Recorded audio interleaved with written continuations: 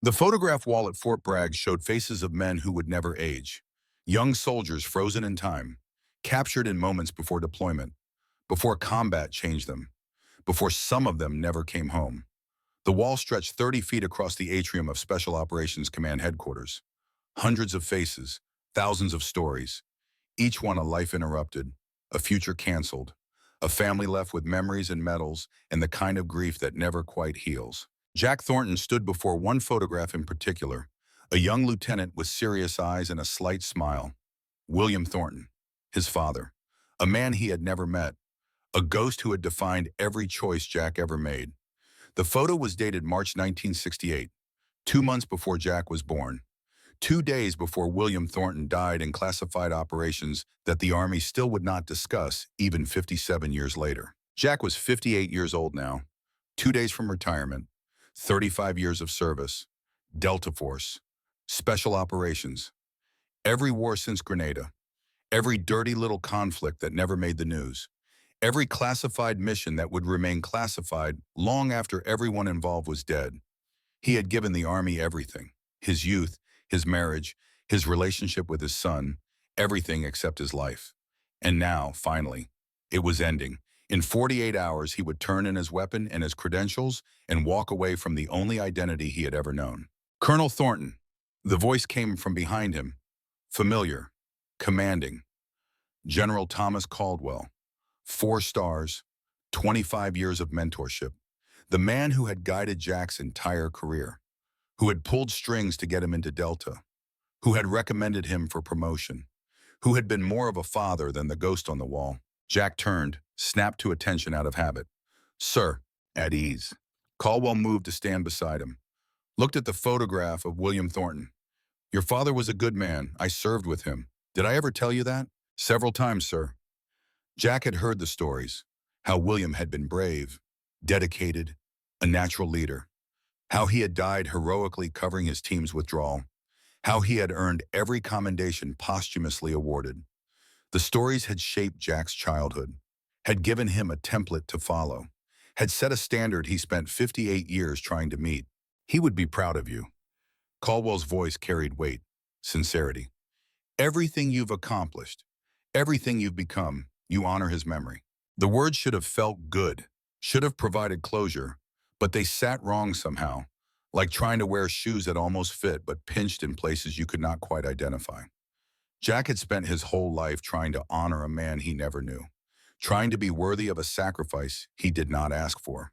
And now, at the end, he still did not know if he had succeeded. Thank you, sir. Caldwell pulled an envelope from his jacket, plain, no markings, the kind that contained classified materials. I need you for one more mission. Jack felt something cold settle in his chest. Sir, I retire in 48 hours. My replacement is already briefed. The transition is complete. This is not official, not on any books, a personal favor. Caldwell handed him the envelope. Your son, Captain Daniel Thornton, he is alive. The world tilted. Jack grabbed the edge of a desk, steadied himself. Danny was killed 6 months ago. Afghanistan. His team was ambushed. I got the notification. I buried an empty casket. The casket was empty because your son was not dead. He was captured, held by a private military contractor called Red Star Security. They operate in the Colorado Rockies. Officially, they provide security for government facilities. Unofficially, they traffic weapons, information, worse things. Jack's mind raced, tried to process. Danny was alive.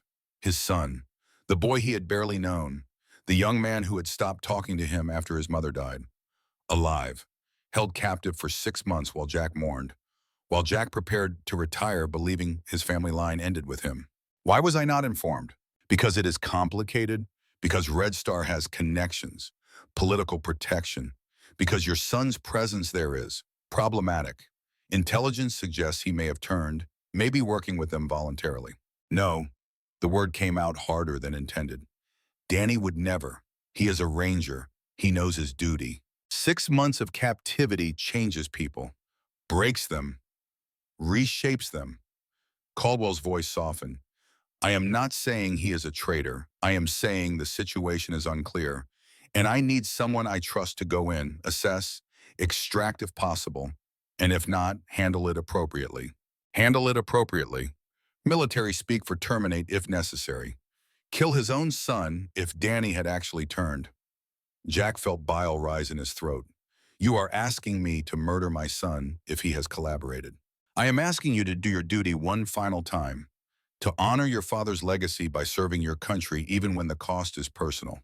William Thornton died doing his duty. Can you do less? The manipulation was obvious, blatant, using his father's memory as leverage. But it worked anyway, because Jack had spent 58 years trying to be like William, trying to be worthy, and walking away now, refusing this mission. That would be failing. That would be proving he was not his father's son after all. What is the op? Caldwell opened a folder. Satellite images, tactical assessments, guard rotations. Red Star operates from a former mining facility in the Colorado Rockies, remote, defensible. We have intelligence that your son is being held there, or is stationed there. The distinction is unclear. You will take a small team, infiltrate, locate your son, determine his status, extract if he is a prisoner, eliminate if he is a threat. Either way, this ends. Jack studied the images. The compound looked professional, well-defended, guard towers, fences, fields of fire covering all approaches. This was not a hostage rescue. This was a combat operation against American contractors on American soil, illegal in about 40 different ways. When you leave tonight, the team is already assembled. 6 operators, all volunteers, all understand the sensitivity. Caldwell closed the folder. Jack, I know what I am asking. I know the cost. But this is bigger than your son. Red Star is trafficking weapons that could kill thousands. They have connections to hostile governments, to terrorist organizations. This mission serves multiple purposes. Get your son out, but also gather intelligence, identify their network, help us shut them down permanently. And if Danny has turned, if he is actually working with them, Caldwell met his eyes, no flinching, no hesitation. Then you do what William would have done. You put country over family. You make the hard choice.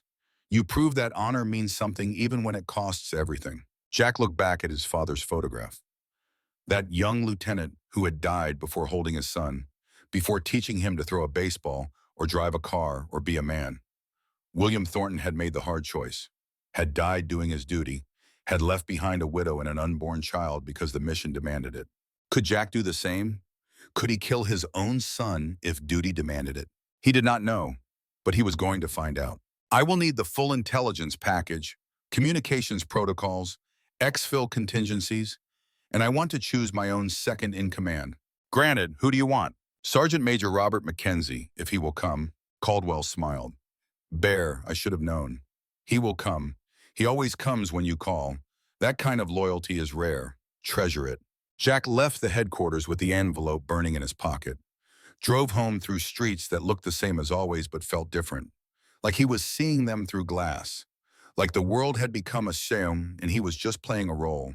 The dutiful soldier, the loyal son, the man who always chose right over easy. His house was small. Rental. He had sold the family home after Margaret died. Could not bear to live in the space where she had suffered, where she had wasted away while he was deployed, where she had alone because his mission was classified and he could not come home, could not be there when she needed him most. Inside, silence. No wife to greet him, no son to talk to, just empty rooms and old memories and the constant companionship of regret. He poured whiskey, neat, sat in the dark, thought about the mission, about Danny, about all the choices that had led here. On the coffee table was a wooden box, cedar, handmade by his grandmother. Inside were letters, 23 of them, written by William Thornton to the son he would never meet. Mailed home from classified operations, sealed with wax. His mother had given them to Jack when he turned 18, had told him to read them when he was ready to understand. He had read most of them over the years. Words from beyond the grave, advice from a father who knew he was walking into death. But there was one letter Jack had never opened, the last one, dated March 15th, 1968, 2 days before William died. It felt too final, too much like ending a conversation that could never be continued. Tonight, though, with his own son's life hanging in balance, with retirement looming and 35 years of service about to end, tonight felt like the right time. Jack broke the wax seal, unfolded paper that had remained untouched for 57 years, read his father's handwriting. Dear son, I will never meet. If you are reading this, then I am gone and you are old enough to understand what I am about to tell you. The army will say I died heroically. They will give your mother a flag and a medal and words about duty and sacrifice. They will make my death seem noble, meaningful, the kind of ending that honors a soldier. But the truth is more complicated, more painful, and you deserve to know it. 3 days ago, my unit was involved in an operation that went wrong. We were supposed to secure a village, gather intelligence, move on. But some of the men, they saw enemies where there were only civilians, women, children, old men who could barely walk, and they opened fire. I tried to stop them, fired over their heads, knocked weapons away, but I was too late. 43 people died, innocent people, people whose only crime was being in the wrong place at the wrong time. I reported it, filed official complaint, demanded investigation. My commanding officer told me to retract the report, said it would destroy careers, bring shame on the unit, make us all look like murderers. I refused. So now, 2 days later, I am being sent on a mission that will probably kill me, a suicide mission dressed up as reconnaissance. My CO made it clear, I will not be coming back. I am not afraid of dying. Every soldier accepts that possibility. What I fear is dying for nothing, that those 43 people will be forgotten, that the truth will be buried with my body, that you will grow up believing I was a hero when really I was just a man who tried to do right and failed. So I write this, I seal it. I trust your grandmother to keep it safe, to give it to you when you are old enough to understand. And I ask one thing, if you ever have the chance to expose what really happened, to bring justice for those 43 souls, do it, even if it costs you everything, even if it destroys my reputation, even if people call me a liar or worse. Truth matters more than reputation. Justice matters more than legacy. And sometimes, the only way to honor the dead is to make sure they are not forgotten. You will face choices in your life, hard choices, choices between doing what is easy and doing what is right. When those moments come, remember this, honor is not following orders blindly. Honor is doing what is right even when the cost is everything. I love you, son. I will never meet you, never hold you, never teach you the things a father should teach. But know this, every choice I made thinking of you, hoping you would grow up in a world a little better than the one I found. A world where men stand up, where they say no, where they choose conscience over compliance. Be that man. Be better than me. Be better than the system that allows good men to die while bad men prosper. Your father who loves you across the years, Lieutenant William Thornton, March 15, 1968. Jack read the letter 3 times. Each time the words hit harder, cut deeper. His father had not died heroically, had not died in combat against enemy forces, had died because he tried to report a war crime, because he chose conscience over career, because he refused to participate in a cover-up. And Caldwell, General Thomas Caldwell, the man who had mentored Jack for 30 years, the man who claimed to have served with William. What did he know about this? What role had he played? The letter did not name the commanding officer, did not identify who had sent William on the suicide mission. But Jack knew military timelines, knew unit assignments. Caldwell had been a lieutenant in the same operation, same time, same place. Had Caldwell killed his father? The thought was insane.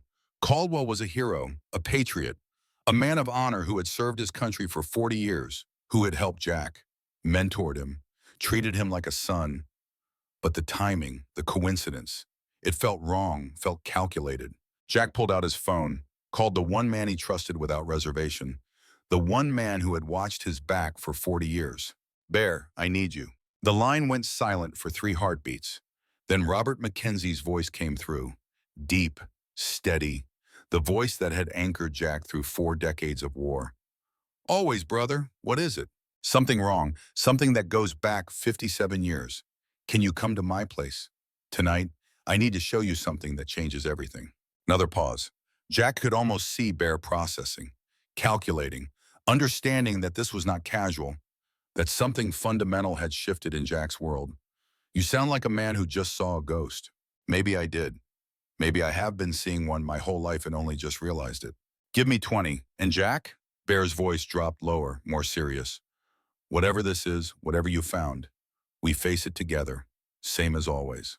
Same as always. Jack hung up, poured 2 glasses of whiskey. Neat. The good stuff he saved for occasions that mattered. Tonight mattered. Tonight might be the night when 40 years of friendship got tested in ways neither of them had anticipated. Because what Jack was about to share, what he was about to ask Bear to help him do, it could end careers, could end lives, could unravel 57 years of carefully constructed lies. He stood at the window, watched headlights cut through darkness, watched his neighborhood sleep peacefully, oblivious to the fact that somewhere in these quiet streets lived a man whose entire understanding of himself was collapsing. A man who had just learned his father was murdered, that his mentor might be the murderer, that his son might be a traitor, that everything he believed about honor and duty and sacrifice was built on lies. 20 minutes exactly. A truck pulled into the driveway. Diesel engine, lifted suspension, the kind of vehicle that said its owner did not care about gas prices or environmental concerns. Practical, functional, very Bear. Robert Mackenzie filled the doorway the way he filled every space, not through aggression, just through presence. 6'4", 240 pounds that had somehow refused to turn soft despite 62 years. His face was weathered like old leather left in sun and rain. His hands were scarred from knife fights, in bar brawls, and training accidents.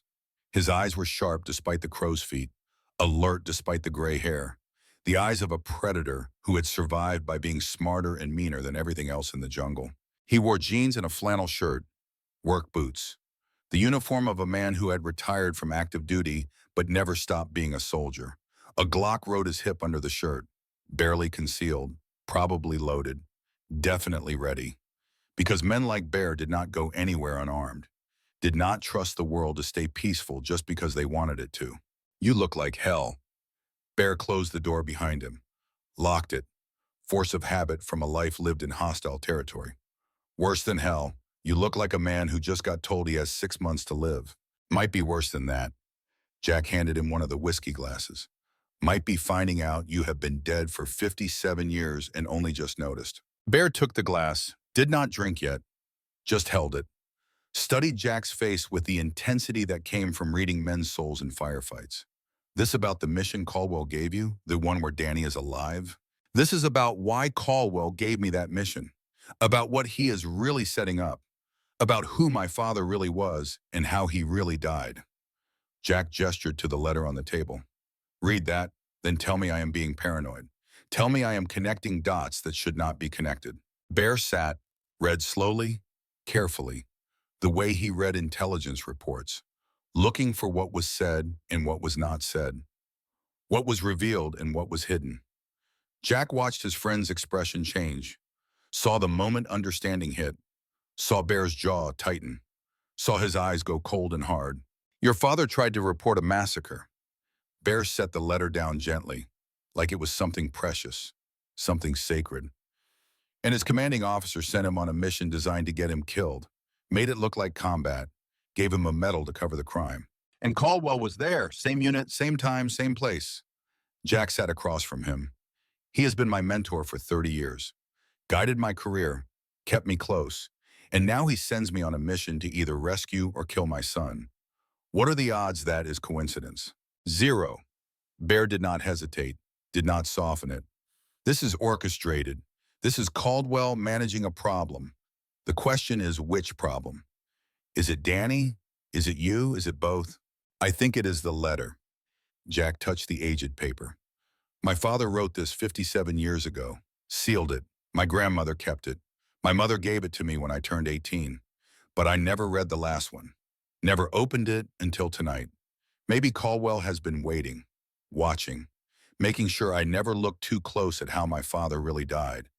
And now I am 2 days from retirement, 2 days from being outside his control, from having time to think, to ask questions, to dig into classified records that have been buried for half a century. Bear sipped his whiskey, thinking, processing, building the picture the way he had built 1,000 intelligence assessments.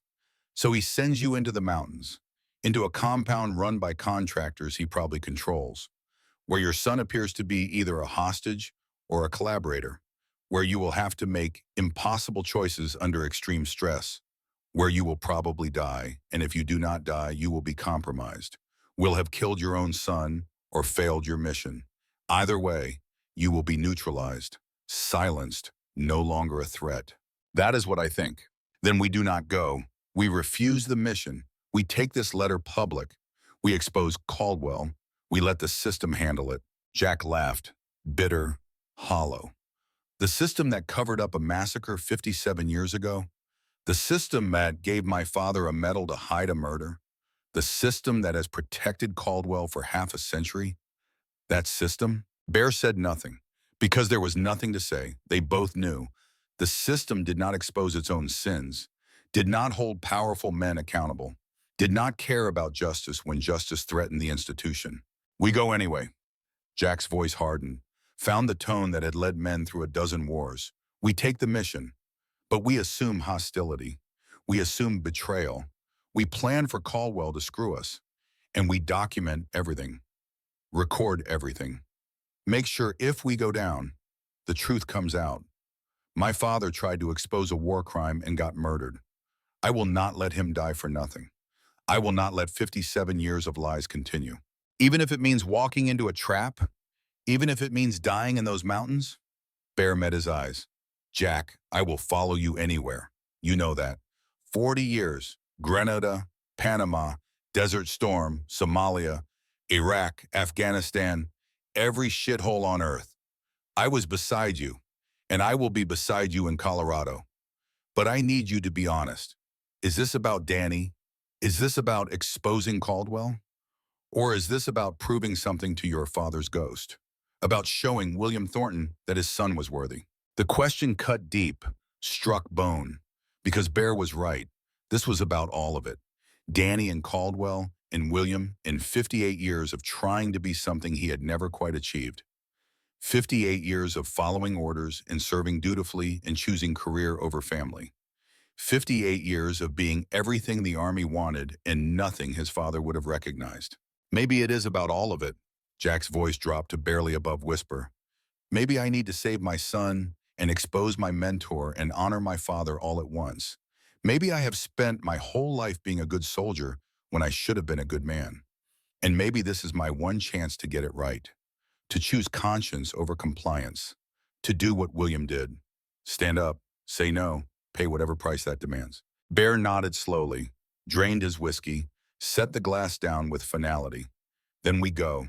We walk into the trap, but we walk in smart, we walk in ready, and we make sure that when the hammer falls, we are not standing where Caldwell expects us to be.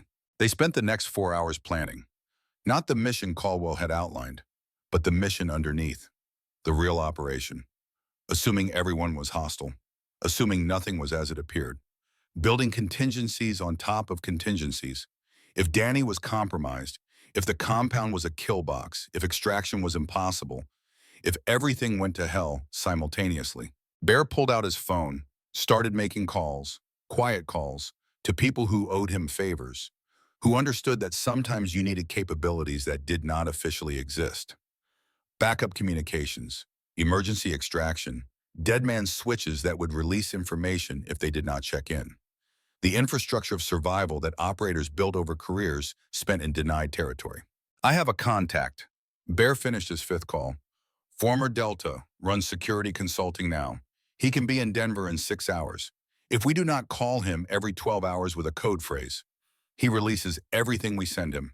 Pictures, audio, documents, straight to every news agency, every congressman, every person who needs to know that a 4-star general is dirty. Caldwell will have him killed, probably, but the information will already be out. Dead man switches work both ways. Our contact knows the risks, and he knows what we are trying to expose. He wants in, wants to help, because he has his own scores to settle with people like Caldwell, men who send good soldiers to die for lies. Jack felt something close to hope, not much, but enough. They were not going in blind. We're not going in alone. We're building the safety net that might catch them when gravity inevitably took hold. By midnight, the plan was as complete as it would ever be. Not a good plan. Plans never were when you assumed everyone wanted you dead. But it was a plan. It had layers. It had redundancies. It had the possibility of success even when success seemed impossible. The team. Jack looked at the roster. 6 names. Do we trust them? I trust them with my life. Have trusted them with my life. Miguel saved me in Ramadi. Alex pulled me out of a burning Humvee in Kandahar. Marcus kept me alive through fever and infection in the Congo. Kyle. Kyle is just solid, does his job, does not ask questions he should not ask, does not look for glory, just wants to go home at the end of the day. Bear paused. But do I trust them enough to tell them we are walking into a setup? That Caldwell might be trying to kill us? No, too risky. If word gets back, if Caldwell finds out we know, he changes the plan, makes it worse, makes it inescapable. So we keep them ignorant. Jack hated it, hated using good men without giving them full intelligence. But Bear was right. Operational security meant controlling information. Even from your own team, especially from your own team. We keep them alive. Bear's voice was firm. We go in, we adapt, we react. And when things go sideways, when Caldwell springs whatever trap he has built, we protect our people, we get them out, even if we do not get out ourselves. The words hung heavy, both men understanding what was really being said. This was a suicide mission, dressed up as rescue, wrapped in patriotism and duty, and all the words that made dying seem noble. But underneath it was just 2 old soldiers walking into darkness because walking away meant betraying everything they believed about brotherhood and honor and the debts owed to the dead. Bear. Jack needed to say it, needed to make sure his friend understood. You do not have to come. This is my fight, my father, my son, my history. You have given me 40 years. You do not owe me your life. Shut up. Bear stood, moved to the door, turned back. You are my brother, have been since Grenada when you pulled me out of that ambush. Since Panama when I carried you 3 miles with a bullet in your leg. Since every firefight and every close call and every time we should have died, but somehow did not. Brothers do not let brothers walk into hell alone. We go together, we fight together, and if necessary, we die together. That is the deal. That is what 40 years means. Jack stood, clasped Bear's hand, pulled him into an embrace that said everything words could not. Gratitude, love, the kind of bond that only forms when you have bled together, when you have watched each other's backs through wars that never end, when you know, without doubt, that this person would die for you and you would die for them. And somehow that is not dramatic or poetic. It is just fact, just reality. Thank you, Jack's voice was rough, for everything, for 40 years, for this, for being the brother I never had. Thank you for being worth dying for. Bear released him, smiled that tired smile. Get some sleep. Tomorrow we brief the team. Then we fly into the mountains. And we find out what your son really is, what Caldwell really wants, and whether your father's sacrifice meant something or if it was just another soldier dying alone in the dark. After Bear left, after the house returned to silence, Jack sat with his father's letter, read it again, let the words wash over him. Truth matters more than reputation. Justice matters more than legacy. Honor is not following orders. Honor is doing what is right even when the cost is everything. Jack understood finally what his father had been trying to teach. This moment, this choice, this mission that would either redeem him or destroy him. He would go into the mountains, would face his son and his mentor and his own failures, would choose truth over lies, would pay whatever price that demanded. Jack closed his eyes, saw his father's young face, saw William Thornton walking toward death with open eyes and clear conscience, saw what real courage looked like, and knew that in the coming days, in the mountains, he would have to become that man, or die trying. The storm was coming, and when it broke, nothing would ever be the same. 57 years, 3 generations, all leading to this. Jack Thornton stood at the edge of his own ending and stepped forward into darkness. 62 years old, 6'4", 240 pounds of muscle that had somehow refused to turn to fat despite decades of beer and barbecue. His face was weathered like old leather. His hands were scarred from 1,000 fights. His eyes were sharp, alert, the eyes of a man who had survived by being smarter than the people trying to kill him. "You look like hell." Bear closed the door behind him. "What happened?" Jack handed him the letter, watched his friend read, saw the expression change. Surprise, then understanding, then something harder, something angry. "Your father tried to report a massacre, got killed for it." Bear set the letter down carefully. "And you think Caldwell was involved?" "I think Caldwell was the CO who ordered the suicide mission. I think he has been managing me for 30 years, keeping me close, making sure I never looked too closely at how my father really died. And now he wants me to go into the Colorado mountains to extract Danny, or kill him. I think this is a trap. I think Caldwell wants me dead the same way he wanted my father dead." "Why? What threat are you?" "I do not know. But the letter, the timing, Caldwell appearing today with this mission, it feels orchestrated, like pieces on a chessboard moving according to a plan I cannot see." Bear moved to the window, looked out at darkness, thinking, processing, doing what he had done for 40 years, taking fragmented intelligence and building operational pictures. "We go anyway. We take the mission, but we assume hostility. We assume betrayal. We plan for Caldwell to screw us, and we document everything, record everything, make sure if we go down, the truth comes out." "You will come, even knowing it is probably a trap?" Bear turned, smiled that tired smile that came after too many wars. "Brother, I have been following you into traps since Grenada. Why stop now? Besides, Danny is family. Even if Caldwell is setting us up, even if this ends badly, we still go get your son. That is what brothers do." Jack felt something loosen in his chest, relief, gratitude. The knowledge that he was not alone, that whatever came next, whatever waited in those mountains, he would face it with his brother beside him. The way they had faced everything else for 40 years. They spent the next 4 hours planning, reviewing intelligence, building contingencies, assuming worst-case scenarios. If this was a trap, if Caldwell wanted them dead, how would it play out? Where were the kill zones? What were the escape routes? How did they survive when everyone was trying to make sure they did not? By midnight, they had a plan. Not a good plan, but plans never were when you walked into ambushes. The goal was simple: get in, find Danny, get out, document everything. And if Caldwell tried to bury them, make sure the truth survived even if they did not.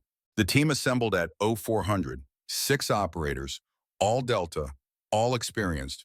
Miguel Santos, 32, weapons specialist. Alex Chen, 35, communications. Marcus Webb, 45, medic.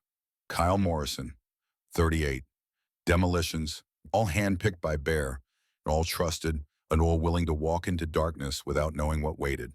Bear briefed them, laid out the mission parameters: infiltration, reconnaissance, possible hostage extraction, possible enemy contact, extreme sensitivity, everything classified, everything deniable.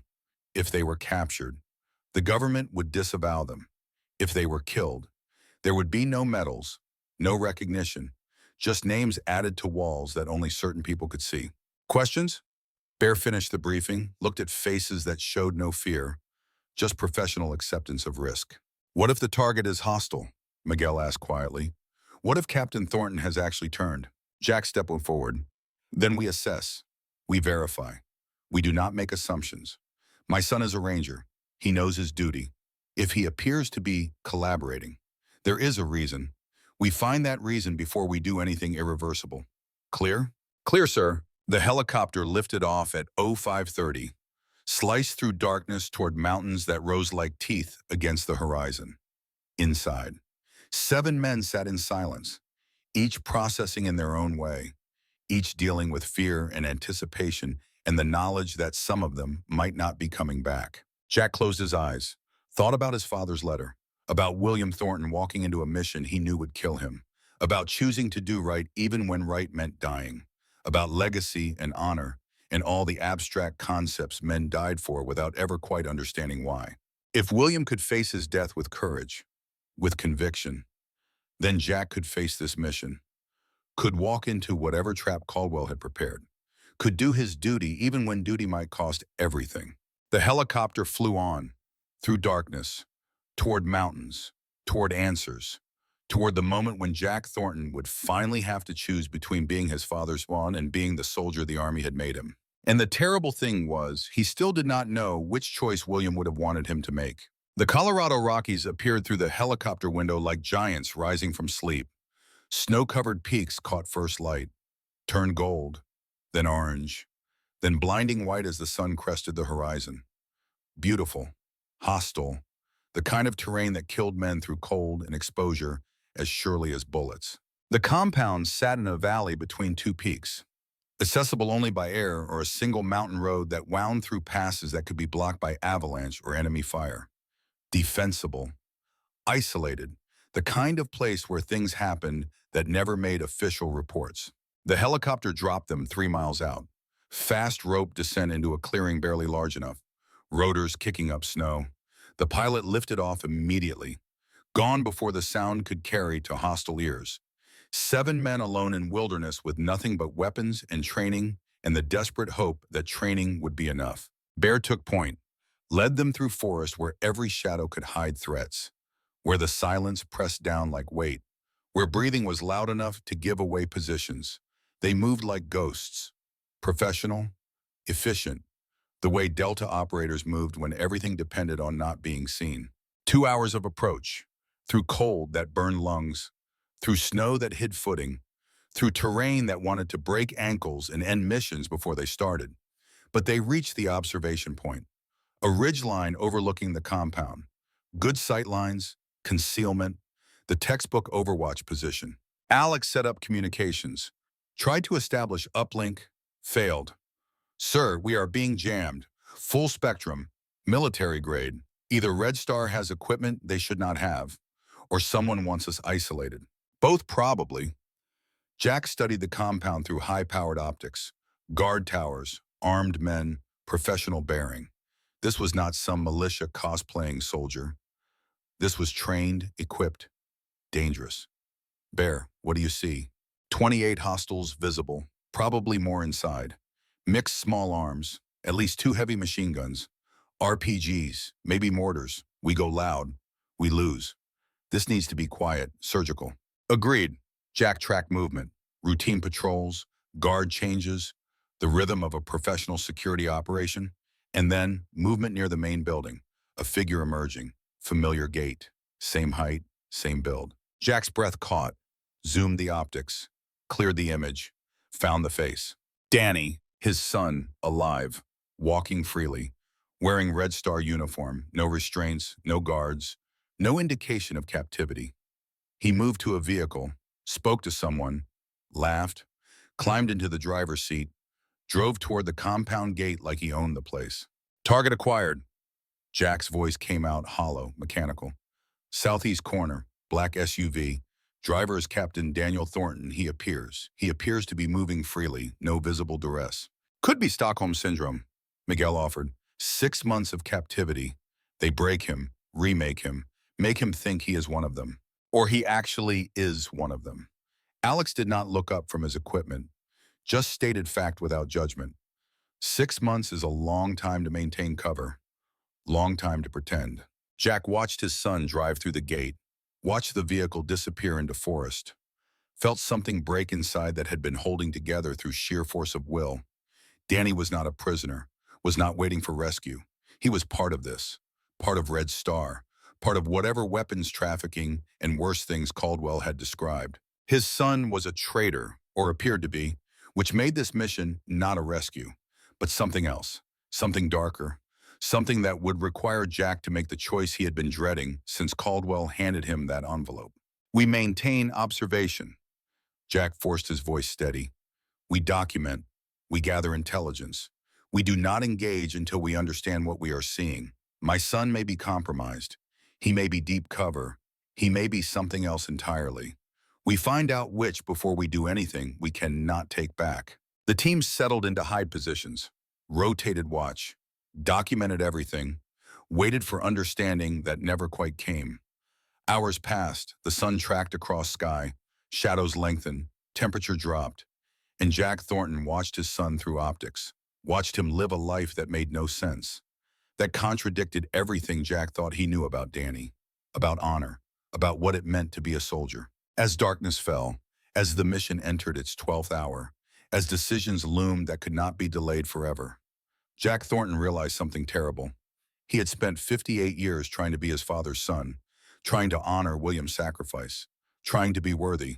But William had died trying to expose a war crime, had died refusing to cover up atrocity, had died doing right even when right cost everything. And Jack was about to have to decide if his son had become the kind of man who committed atrocities, if Danny had turned into the thing William had died fighting. Then what? What would William want him to do? Kill his own son? Walk away? Find another path? Jack did not know. But in the darkness, in the cold, in the moment before everything changed, he understood his father's letter finally, really understood it, not intellectually, but in his bones, in his soul. Honor is not following orders. Honor is doing what is right even when the cost is everything. And the cost was about to be everything. Jack could feel it, coming like a storm, inevitable, inescapable. The moment when he would have to choose who he really was, soldier or father, patriot or man, obedient or righteous. The choice William had made 57 years ago, the choice that had cost him everything. The choice Jack had spent his whole life trying to avoid. But you cannot avoid destiny. You can only face it and hope that when the moment comes, when the cost becomes real, you find the courage to pay it. Jack Thornton, Colonel, 58 years old, 2 days from retirement, 35 years of service, watched his son through optics, felt his father's ghost watching him, felt history repeating, felt the weight of 3 generations pressing down, and knew, somehow, that the mountains would have answers, terrible answers, answers bought with blood and sacrifice and the kind of choices that haunt men forever. The mission had just begun, but Jack already knew how it would end. With truth, with sacrifice, with the sins of fathers finally coming due. The storm was coming, and when it broke, nothing would ever be the same again. The snow fell harder now, each flake a tiny piece of oblivion drifting down from a sky that promised nothing but cold and darkness and the kind of death that came quiet and white and beautiful. Jack pressed himself against the frozen earth behind a boulder that was not quite large enough. His breath came in controlled bursts, vapor clouds that hung in the air for half a heartbeat before vanishing like ghosts. Bear was 3 feet to his left, that massive body compressed behind cover that looked too small to hide a child, but somehow contained all 240 pounds of him. His rifle tracked movement in the darkness. Professional, calm, the way he had been for 40 years, the way he would be until the moment someone finally killed him, or age did the job that bullets had failed to accomplish. Miguel and Kyle held the right flank. Alex worked frantically with his radio, trying every frequency, trying every backup protocol, trying anything to punch through the jamming that surrounded them like invisible walls. Marcus Webb knelt in a shallow depression, treating his own wound.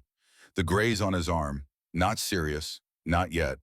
But out here in 10-degree weather with no extraction and enemies closing in, even small wounds could become death sentences. The militia had pulled back after that first probe, melted into the forest like smoke. But they were still out there. Jack could feel them. That sixth sense that came from too many years of being hunted. That animal awareness that lived in the brainstem and did not need eyes to know predators were circling. Volkov's voice still echoed in Jack's head. Your son has told me so much about you. The words wrapped around his chest like barbed wire. Each breath pulled them tighter. Each heartbeat drove the thorns deeper. Danny was alive. Danny was with them. Danny wore their uniform and walked their compound and laughed with their guards. Everything Jack had believed about this mission, everything he had hoped to accomplish, all of it built on assumptions that had just shattered like glass under a hammer. Movement, Bear's voice barely audible. 11 o'clock, single figure, no weapon visible. Jack shifted his scope, found the target through swirling snow. A man walking toward them, not tactical movement, just walking. like he was crossing a parking lot instead of a battlefield. He carried something white, cloth maybe, waving it slowly back and forth. White flag. Trap, Miguel whispered. His voice tight with something that might have been hope or fear or both twisted together until they became indistinguishable. Maybe. Jack kept his scope centered on the figure. Watched the way he moved, the set of his shoulders, the slight favor of his left leg from an old injury sustained in Ranger School when he was 22 years old and thought he was invincible. Jack's finger moved to the trigger, not quite touching, not quite pulling, just resting there.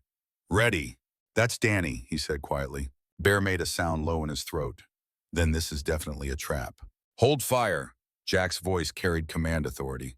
The voice that had led men through a dozen wars. All of you, hold fire. That's an order. Sir. Miguel sounded like he was choking. He's wearing their uniform. I can see what he's wearing, Sergeant. Danny kept walking. 30 meters out. 25, 20. Close enough now that Jack could see his face through the scope. His son, older than the last time they had spoken. Harder. A beard covered his jaw. His eyes carried weight they had not carried before. But still his son. Still the boy Jack had held in the hospital 32 years ago and made promises to. Promises about being there, about being present. Promises he had broken so many times they had stopped meaning anything. Dad, Danny's voice carried through the darkness. I know you can hear me. I'm coming in. Don't shoot. Please. Jack lowered his rifle, stood slowly, every instinct screaming at him to stay down, stay hidden, stay alive. But sometimes being a father meant ignoring instincts that had kept you breathing for 58 years. Bear grabbed his arm. Jack, this is how they kill you. This is how you die. Maybe. Jack pulled free gently. But he's my son, brother. I have to try. He stepped out from behind the boulder, exposed, vulnerable. The kill zone stretched between them like an ocean. 15 meters of open ground where a bullet could find him before his brain registered the shot, where he could die without ever knowing why. Danny stopped, 5 meters away, close enough to talk, close enough to see each other's faces clearly despite the darkness and the snow. Close enough that Jack could see the exhaustion in his son's eyes, the fear beneath the hardness, the boy underneath the soldier. You shouldn't have come here. Danny's voice cracked slightly, the control slipping just enough to show the human beneath. You're my son. That doesn't matter anymore. It's the only thing that matters. Jack took a step forward, then another, close enough now to reach out and touch him, close enough to embrace him, close enough to kill him if this was the trap everyone thought it was. Danny looked past Jack toward the boulder where Bear still aimed a rifle at his head, toward the positions where Miguel and Kyle and Alex and Marcus waited for the order to fire. His jaw tightened. You brought a team. Good men. They're going to die here, Dad. All of them, unless you leave now while you still can. We came for you. I don't need rescuing. Danny's voice gained strength, became harder. I'm exactly where I'm supposed to be. With them? With Volkov? Jack heard his own voice rising, felt 40 years of discipline, cracking under the weight of too much emotion.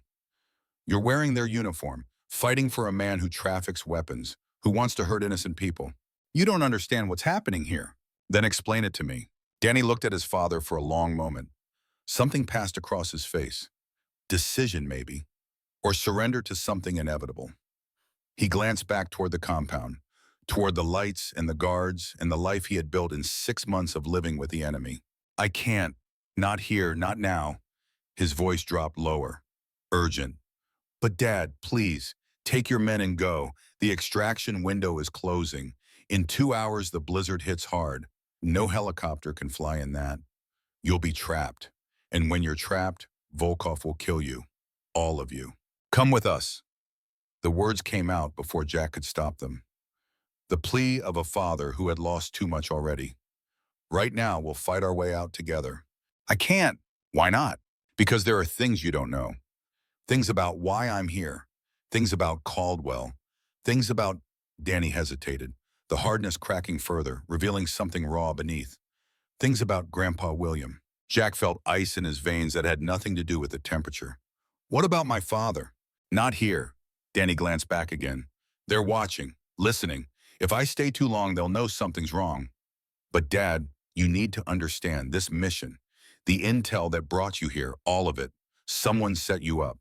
Volkov. Not just Volkov. Danny met his father's eyes. Caldwell, the general you've trusted for 20 years. The man who mentored you. He's not who you think he is. Before Jack could respond, movement erupted from the compound. Floodlights blazed to life. Sirens wailed.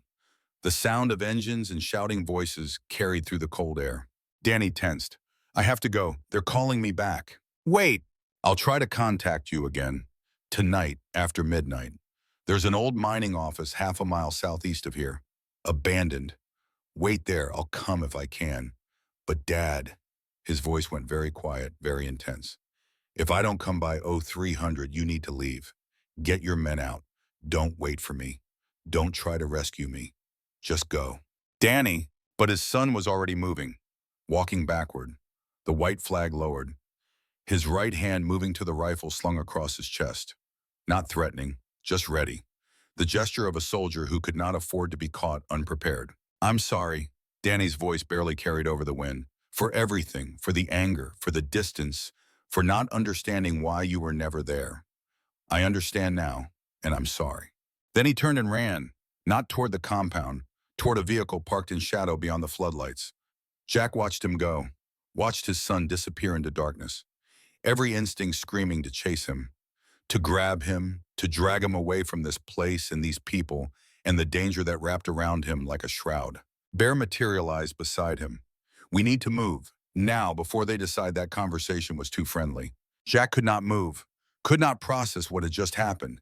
Danny's words echoed in his head. Things about Grandpa William, Caldwell, someone set you up.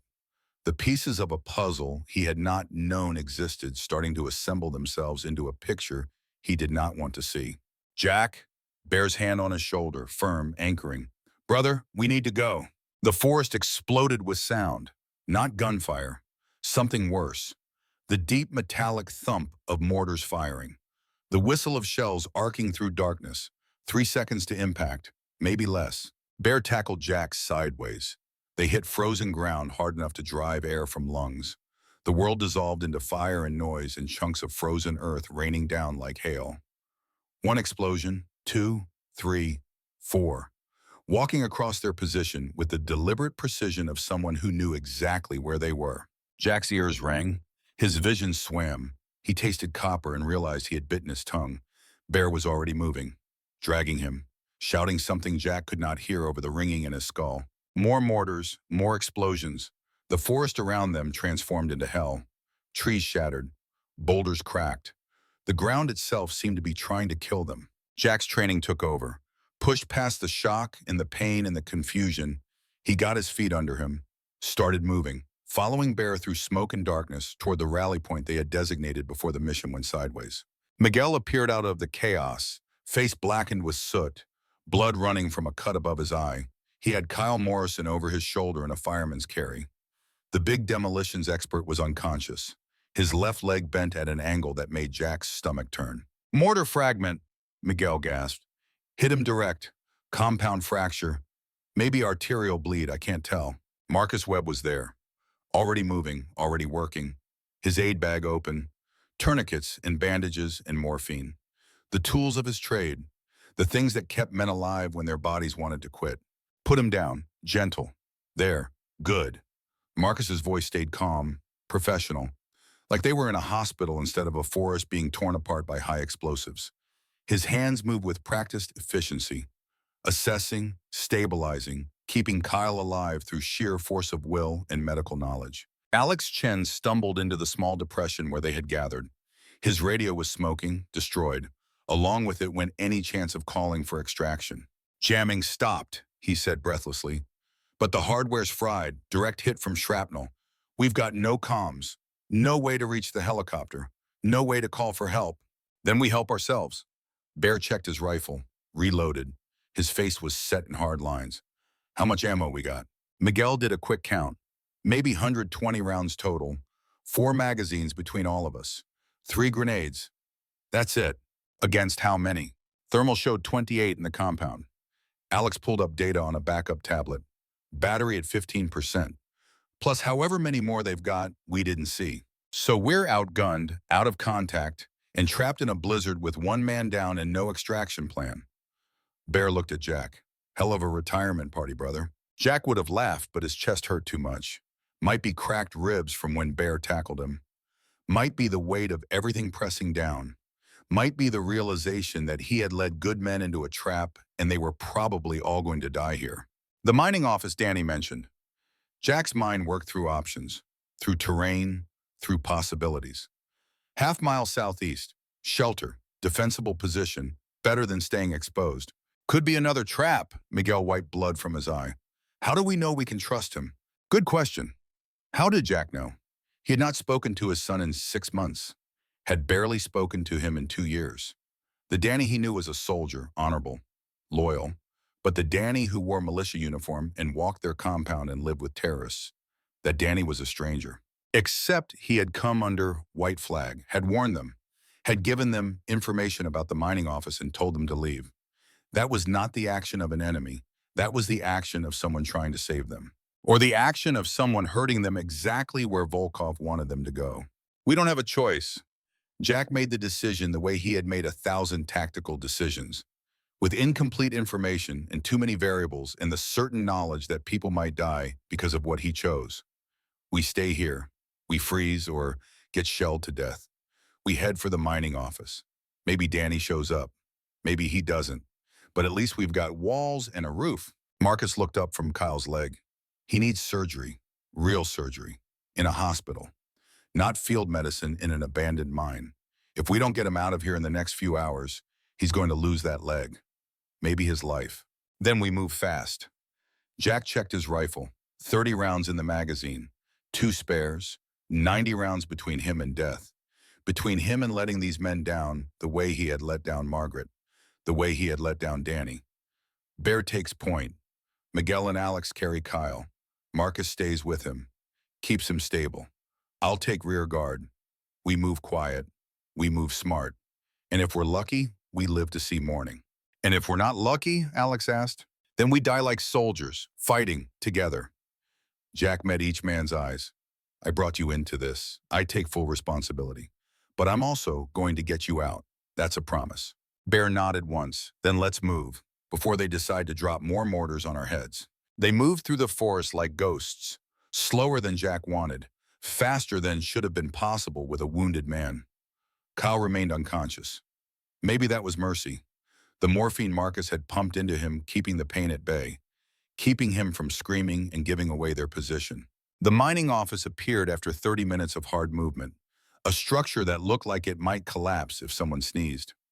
Wooden walls weathered gray, windows broken, door hanging on one hinge, but it had a roof, 4 walls, something resembling cover. Bear cleared it room by room, moving with rifle up, professional, thorough, the way they had trained, the way they had survived. He emerged after 2 minutes. Empty, mostly, rodents, decay, not much else. But there's a cellar, stone walls, might be defensible if they try to storm us. They carried Kyle inside, laid him on the floor of what had once been an office. Marcus went to work immediately. More morphine, splinting the leg, packing the wound, doing everything he could with limited supplies and even more limited time. Jack and Bear did a tactical assessment. 2 entrances, ground level and cellar, 3 windows, all broken. Sight lines to the compound, maybe 400 meters northeast through the trees. Sight lines back toward the valley and possible extraction zones. We could hold here for maybe an hour if they come hard, Bear said quietly.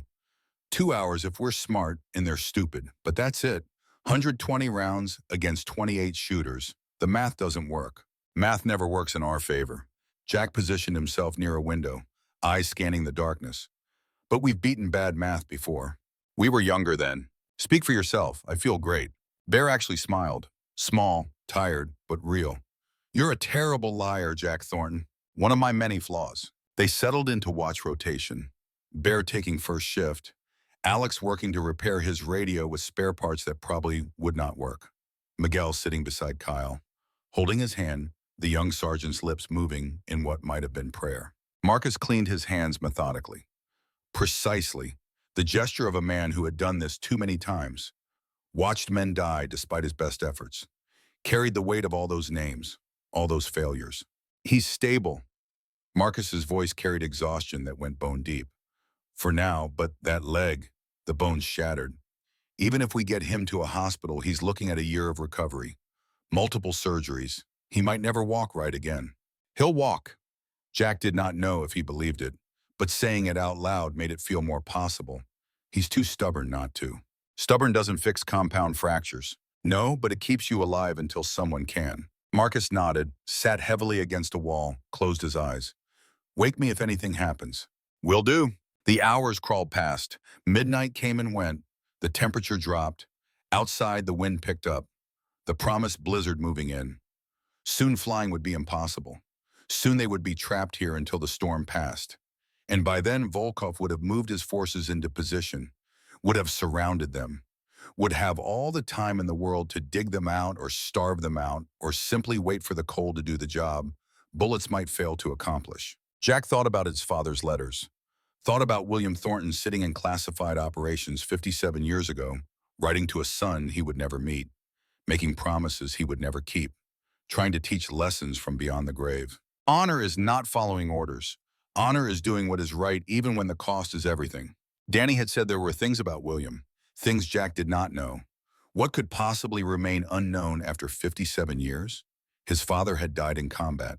Enemy action, Medal of Honor. The story was clear, simple, the kind of heroic death that made sense. Except Volkov had mentioned it, had said something about what really happened, what Caldwell had been hiding, and Danny had repeated it, confirmed it. There were secrets, old sins, things buried that were trying to claw their way back to the surface. At 100 hours, the door opened. Every rifle in the room tracked to the target. Danny stood in the doorway, hands up, no weapon visible. Snow covered his shoulders, his beard. He looked tired, scared, but determined. Don't shoot. His voice cut through the tension. Please, I'm alone. I need to talk to Dad. Bear did not lower his rifle. Give me one reason we should trust you. Because I'm risking everything to be here. Because if Volkov finds out I left, he'll kill me because I'm trying to save your lives. Danny's eyes found Jack.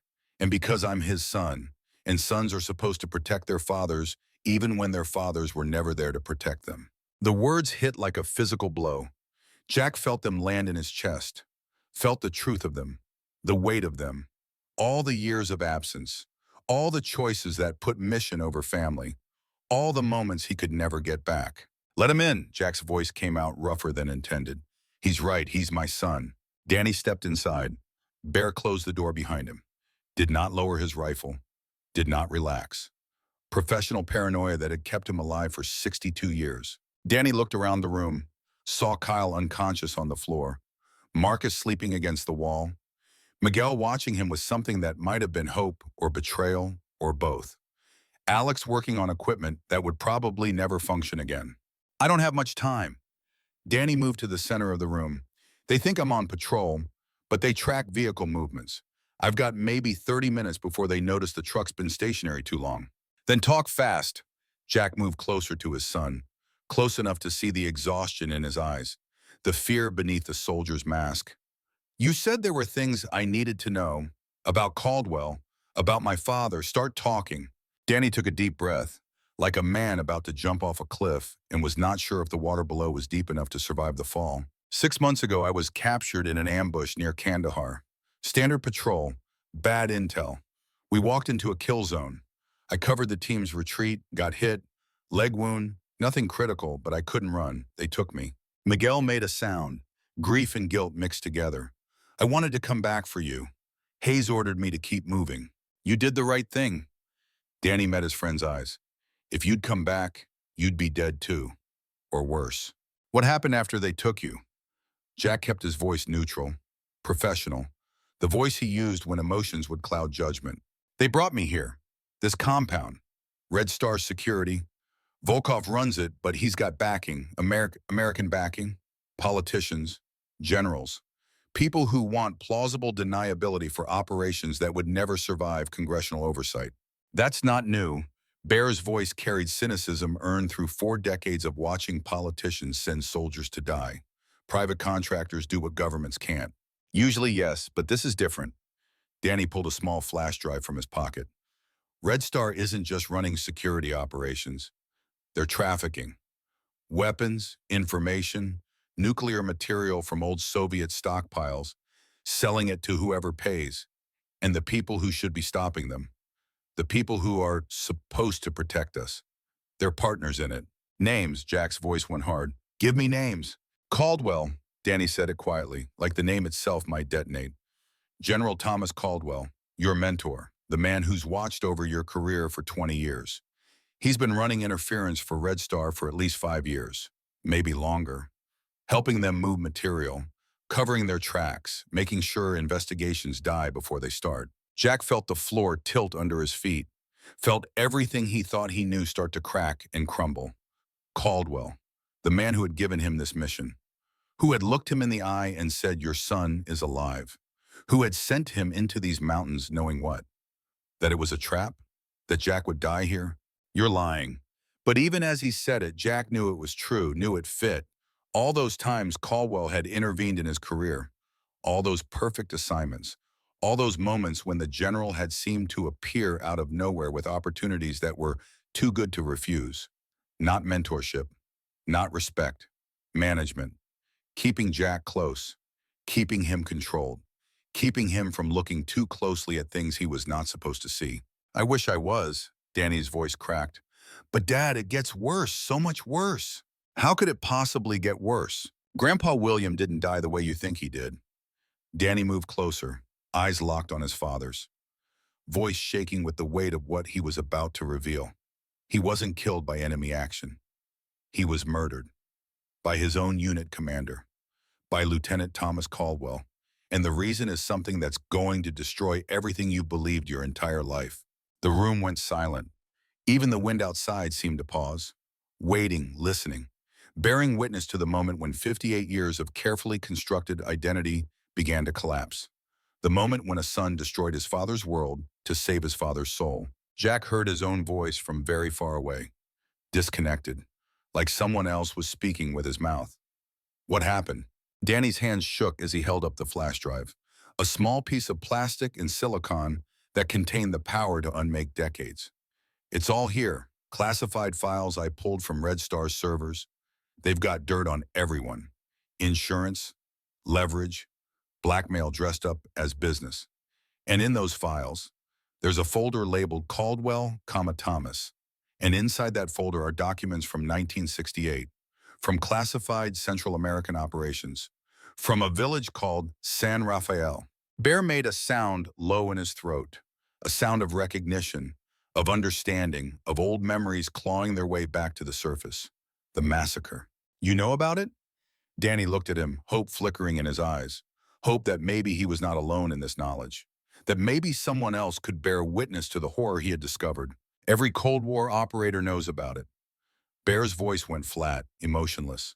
The tone men used when talking about things too terrible to carry emotion. When the only way to speak about horror was to drain all feeling from the words. March 1968, same time as other incidents. Classified operations in Central America. A unit went into a village looking for insurgents. Found civilians, women, children, old men who could barely walk, and some of the soldiers. They snapped. The stress, the fear, the anger at losing friends to an enemy they could never see. It all came out wrong, came out evil. They killed 43 people, shot them in a ditch, burned homes, destroyed everything. The army buried it, court-martialed 3 men quietly, gave the rest dishonorable discharges, made the whole thing disappear into classified files that would never see daylight. Almost the whole thing. Danny's voice shook. His whole body shook, like the words themselves were poison and speaking them was slowly killing him. The platoon leader who tried to stop it, who stood between the soldiers and the civilians, who fired his weapon over their heads and screamed at them to stop, who tried to report it. Lieutenant William Thornton, your father, Dad. He stood up, said no, tried to save those civilians. 43 souls who should have lived. He could not save them all. The killing had already started, but he tried. God, he tried. And for that, for having a conscience, for believing that honor meant something more than following orders. For that, Lieutenant Thomas Caldwell shot him in the back, made it look like enemy fire, made it look like a hero's death, and then spent the next 57 years building a career on the lie, climbing the ranks, becoming a general, a hero himself, and the only witness to the truth, the only man who could expose him. Was in a grave at Arlington with a Medal of Honor his family didn't know was payment for silence. Jack could not breathe, could not think, could not process the words that were systematically destroying everything he had built his life upon. His father, the hero, the man whose shadow he had tried his entire life to live up to, whose example had shaped every decision, whose absence had defined every choice, not killed in combat, not lost in service of his country, murdered, shot in the back by a coward, by a man who had looked Jack in the eye for 30 years and pretended to be a mentor, pretended to care, kept him close enough to control, far enough not to see. The walls of the room seemed to press inward. The air turned to concrete. Each breath required conscious effort. In, out, in, out. The basic mechanics of survival suddenly needing full attention. You're wrong. Jack heard his own voice, distant, desperate, the voice of a man watching his foundation crumble, watching 58 years of identity turn to dust. My father got the Medal of Honor. They investigated. There were witnesses. They wouldn't have given it to him if there were questions. They wouldn't honor a man if his death was suspicious. They gave it to him because Caldwell recommended him for it. Danny's eyes were wet, tears cutting tracks through the grime on his face, through the exhaustion and the fear and the weight of knowing. Because recommending his victim for the nation's highest honor was the perfect cover. Who would ever suspect the man who praised a hero of being his killer? Who would question the commander who spent years talking about what an excellent officer Thornton had been? It was genius, evil, sociopathic, but genius. Caldwell made himself into the keeper of your father's legacy, the man who remembered, who honored, who made sure the widow got the flag and the son grew up knowing his father was special, all while knowing he had pulled the trigger, all while using that murder to build his own legend. Bear moved to Jack's side, put one massive hand on his shoulder, anchoring, steadying. Brother, breathe, just breathe. But breathing felt impossible. The air had turned to razor blades, each attempted breath cutting his lungs to pieces.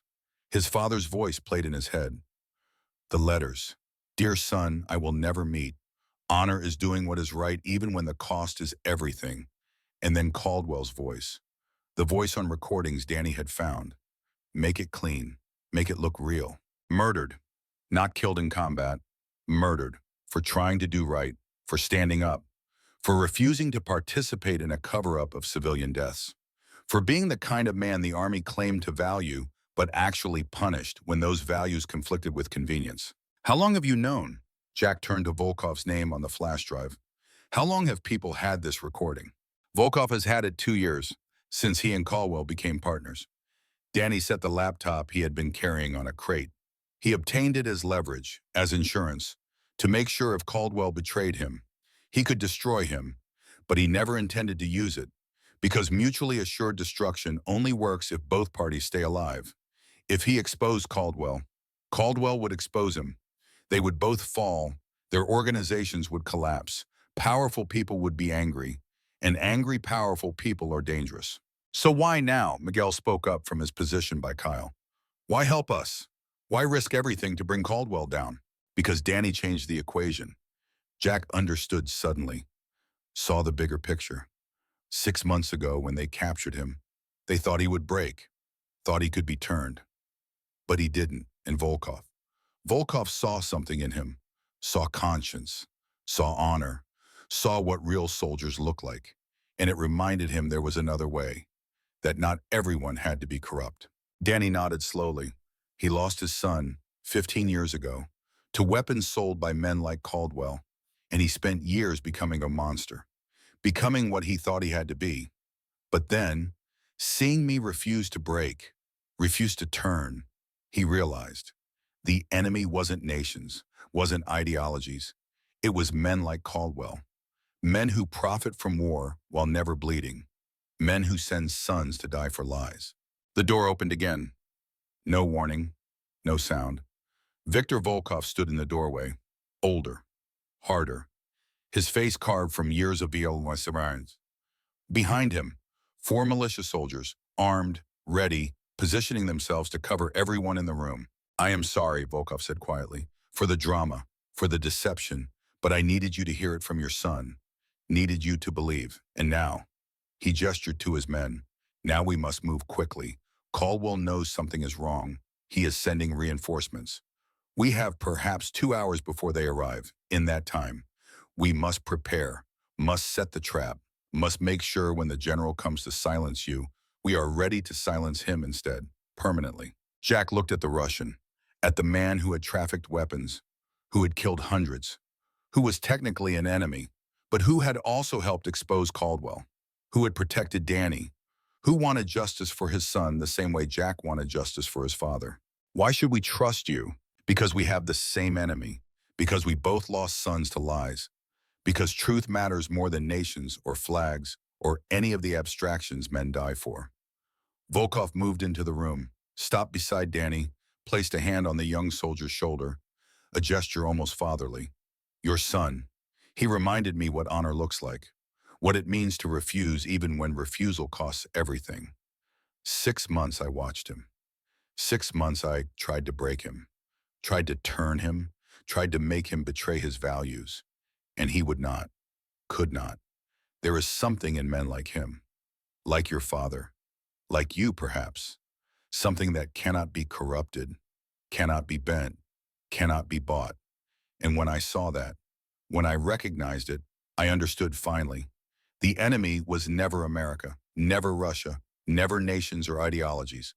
The enemy was men like Caldwell, men who profit from the suffering of better men, men who send sons to die while they grow fat and safe and decorated. He paused, looked at the faces around the room, at Jack, at Bear, at the team who had followed their colonel into hell without question. I have killed many men, more than I can count, more than I care to remember. I have done terrible things in service of causes that seemed important at the time, but now feel empty, hollow. But I have never, never murdered a man who was trying to stop a massacre, never silenced truth to protect my career, never built my life on the corpse of someone better than me. That is what separates soldiers like us from monsters like Caldwell. We kill, yes, but we kill honestly. We kill in war. We kill enemies who are trying to kill us. We do not kill heroes who stand up, who say no, who choose right over easy. The words hung in the frozen air. Heavy, true, undeniable. Jack felt something shift inside. Some wall he had built crumbling. Because Volkov was right, was enemy and ally simultaneously, was the kind of moral complexity that made simple narratives impossible. My son's name was Dmitri. Volkov's voice softened, became almost gentle. He was 16, wanted to be a doctor, wanted to save lives instead of taking them. But the war came. Chechnya, he was conscripted, sent to fight insurgents who had American weapons, weapons sold by contractors like Red Star, authorized by officials like Caldwell. He died 3 weeks into his deployment. Roadside bomb, American C4, sold through black market channels that Caldwell helped manage. My son died so men like your general could afford another house, another car, another fucking medal on a wall of lies. Tears cut tracks down the Russian's weathered face. Not crying, not quite, but close enough that the pain was visible, raw. I spent 15 years becoming what I am. Monster, criminal, traitor to my own ideals. I told myself it was survival. Told myself the world had no place for good men, only strong men, only ruthless men. I was wrong. Your son proved that. By refusing to become what I had become, by staying clean in a dirty place, by being what I once was before grief broke me. Jack understood then, really understood. Volkov was not the villain of this story, was not even the antagonist. He was a broken father who had spent 15 years trying to hurt the people who hurt his son.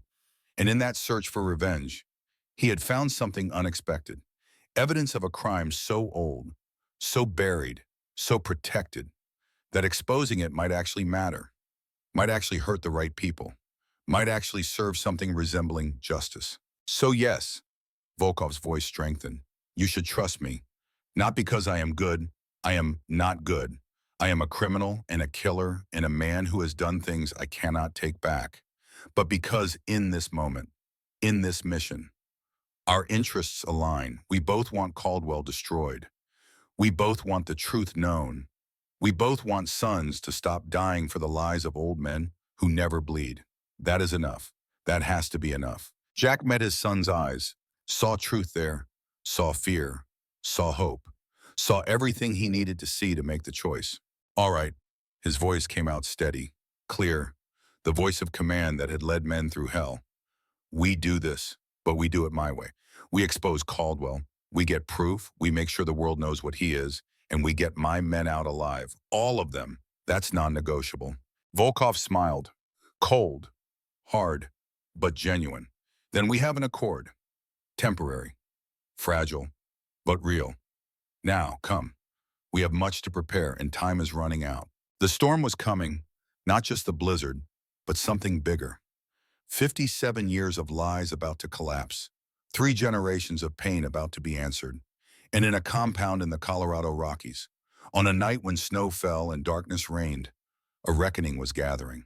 The sins of the father were coming due, and this time, the truth would not be buried. The compound's medical facility smelled like every field hospital Jack had ever been in. Antiseptic trying to mask blood, sweat trying to hide fear, the chemical scent of morphine and antibiotics, and the desperate hope that modern medicine could undo what modern weapons had done. Kyle Morrison lay on a surgical table under bright lights, his legs splinted and elevated, an IV running clear fluid into his arm, his face pale but peaceful, unconscious from drugs that kept the pain at bay and let the surgeon work without screams. The surgeon was Russian, 50-something, gray hair pulled back in a tight bun, hands steady as she examined the compound fracture with the clinical detachment of someone who had seen worse, much worse. Her name was Dr. Yelena Kuznetsova. She had worked in Grozny during the Chechen Wars, had patched together soldiers and civilians and children from pieces that should not have survived. She knew her craft the way a master carpenter knows wood, intimately, completely, with the kind of respect that comes from understanding exactly how fragile the human body really is. The bone is shattered in 3 places. Her English carried a thick accent, but her meaning was clear. But the artery is intact. That is luck. That is the difference between keeping the leg and losing it, between walking again in wheelchair. I can repair this. It will take time. It will hurt, but he will walk. Marcus Webb stood beside her, watching, learning. His aid bag still slung over his shoulder, even though it was empty now. All the supplies used keeping Kyle alive through the cold and the darkness and the desperate flight to this place. How long? Surgery, 4 hours, maybe 5, then recovery, 6 weeks before he puts weight on it, 3 months before he runs, a year before it stops hurting when the weather changes. She looked up, met Marcus's eyes. But he lives. He keeps the leg. That is more than most get when bones break like this. Marcus nodded, turns to where Jack stood in the doorway. Sir, she's good. Kyle's going to make it. Jack felt something loosen in his chest. Not much. Not enough to call it relief, but enough to let him breathe a little easier. One less man he would have to bury. One less name to add to the list of soldiers who had trusted him and paid for that trust with blood. Do what you can, doctor, please. Yelena looked at him for a long moment. Her eyes carried weight, the kind that came from seeing too much suffering, from being unable to stop most of it, from doing her best in the tiny spaces where her skill mattered. I always do, Colonel. That is the only honor left in this work, to try, even when trying is not enough. She turned back to Kyle.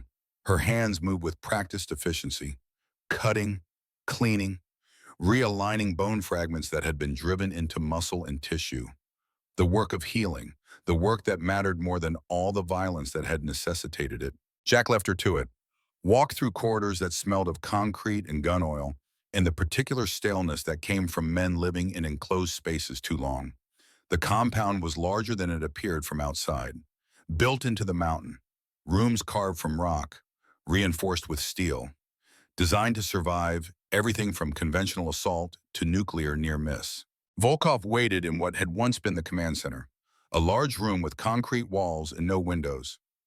Maps covered one wall, Afghanistan, Iraq, Syria, the Caucasus, Africa. Everywhere that men had died for causes that looked clear in briefing rooms and muddy as hell on the ground. Computers hummed softly.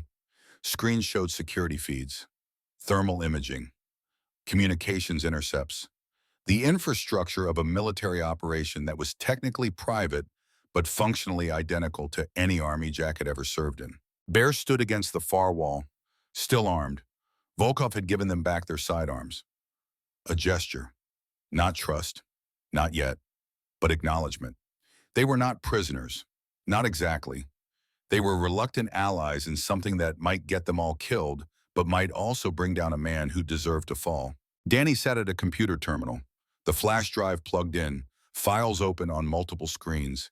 He looked exhausted, hollowed out, like he had been carrying weight too heavy for too long and had finally been allowed to set it down. Even if just for a moment, even if picking it back up was inevitable. Miguel and Alex stood near the door, alert, watching the militia guards who watched them back. Professional paranoia on both sides. The kind that kept soldiers alive when trust was a luxury no one could afford. Volkov poured vodka from a bottle that had no label, clear liquid into small glasses. He offered one to Jack, one to Bear, kept one for himself. Russian tradition, before we discuss plans that might kill us, we drink. To those who will not see tomorrow. Jack took the glass, did not drink yet. To my father, Lieutenant William Thornton, who died trying to do right. To my son, Captain Dmitry Volkov, who died because someone else did wrong. Volkov raised his glass. And to all the sons who pay for the sins of fathers. They drank. The vodka burned going down. Pure and harsh and honest in a way nothing else in this room was. Volkov set his glass down. Moved to the central table where a laptop sat open. Before we plan, before we discuss how to trap Caldwell, you need to understand everything. You need to see all the evidence. Because what I'm about to show you, it will change how you understand your entire life. Jack moved beside him. Bear followed. Danny looked up from his terminal, his face showing something that might have been dread or relief or both. The flash drive Daniel gave you, it contains many things. Financial records, communications, proof of weapons trafficking and political corruption. But the most important files, the ones that matter, they are labeled Operation Cold Harbor, 1968, classified Central American operations. Files that should have been destroyed decades ago, but were kept. Insurance, leverage, the kind of dirt that keeps powerful men from betraying their partners. Volkov clicked through folders, found the one marked Caldwell, opened it. Inside were scanned documents, official reports, handwritten notes, photographs yellowed with age, and audio files, digital copies of recordings made on equipment that was cutting edge in 1968, but primitive by modern standards. March 15, 1968. Volkov's voice dropped lower, more serious. A village called San Rafael, deep in classified operations theater. Your father's unit was conducting security sweeps, looking for insurgents, looking for weapons caches, looking for any sign of enemy activity. He pulled up a photograph, black and white, grainy, a village that looked like any village. Small homes, dirt roads, chickens wandering, women carrying water, children playing. The kind of place that existed in 1,000 locations across the world. The kind of place where people just wanted to live their lives without war finding them. San Rafael, population maybe 200, farmers mostly, poor, isolated. They had no involvement in anything. No insurgents, no weapons, just people trying to survive.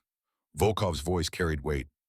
Your father's unit entered the village at 0600 hours. By 0630, 43 people were dead. Jack felt icy in his veins. What happened? The men snapped. The stress, the fear, the constant threat. One of them thought he saw a weapon, started firing. Others joined in. Panic, rage, all the darkness that war creates in men. It came out, and civilians died. Volkov pulled up another document, an after-action report. Lieutenant Caldwell was the ranking officer. He could have stopped it, could have ordered ceasefire, could have prevented the massacre, but he did not. He participated. He gave orders to burn the village, to destroy evidence, to make it look like combat, like justified action against enemy forces. Bear made a sound low in his throat. Recognition. Every Cold War operator knows about incidents like this. Classified operations. Things that went wrong. Civilians caught in crossfire. Cover-ups. It happened. More than most people know. More than the public ever learned. But this one was different. Danny spoke up from his terminal. Because one officer tried to stop it, one man stood up, fired his weapon over his men's heads, knocked rifles away, physically put himself between the soldiers and the civilians. Lieutenant William Thornton. He saved some, not all. The killing had already started, but he saved maybe 20 people, maybe more, risked his own life to protect strangers. Volkov nodded, and then he reported it, filed official complaint with his commanding officer, demanded investigation, demanded justice for the 43 dead, demanded that the men responsible face courts-martial. What happened? Jack already knew, but needed to hear it, needed the confirmation. His commanding officer was a Captain James Morrison, good man, honest man. He forwarded the complaint up the chain, began preliminary investigation. But Lieutenant Caldwell, he had connections, had mentors in higher positions, had people who owed him favors. Within 48 hours, Captain Morrison was reassigned, the investigation was classified and buried, and Lieutenant Caldwell was given new orders. Orders that included sending Lieutenant Thornton on a patrol that everyone knew was a death sentence. Volkov clicked on an audio file. This was recorded by Captain Morrison, before he was reassigned, before the investigation was shut down. He knew something was wrong, knew Caldwell was going to retaliate, so he recorded this conversation, kept it as insurance, as evidence. When he died 20 years ago, his widow gave the recording to a journalist, who gave it to someone else, who eventually sold it to me 2 years ago for 10,000 American dollars in a promise that if I ever used it, I would make sure Morrison's name was cleared. He hit play. The audio quality was poor, hiss and static, voices that sounded distant and hollow through decades-old equipment. But the words were clear enough. First voice, older, authority. Lieutenant Caldwell, we have a problem. Caldwell's voice, younger, but recognizable. That same tone Jack had heard for 30 years, confident, controlled. Sir, the complaint, Thornton, I know. Captain Morrison forwarded it up the chain before we could stop him. Now there are questions, people asking about San Rafael, about what really happened. This could destroy careers, could bring shame on the unit, could expose things that need to stay buried. I understand, sir. Do you? Because I need to know you understand the stakes here. 43 civilians dead if this gets out. If the press learns about it, it won't matter that they were in the wrong place. Won't matter that our men were under stress. All that will matter is that Americans killed women and children. That will be the story, and everyone involved will be crucified. I understand, sir. What do you want me to do? Lieutenant Thornton is a problem. He won't let this go. He's already talking about going to journalists if the Army won't act.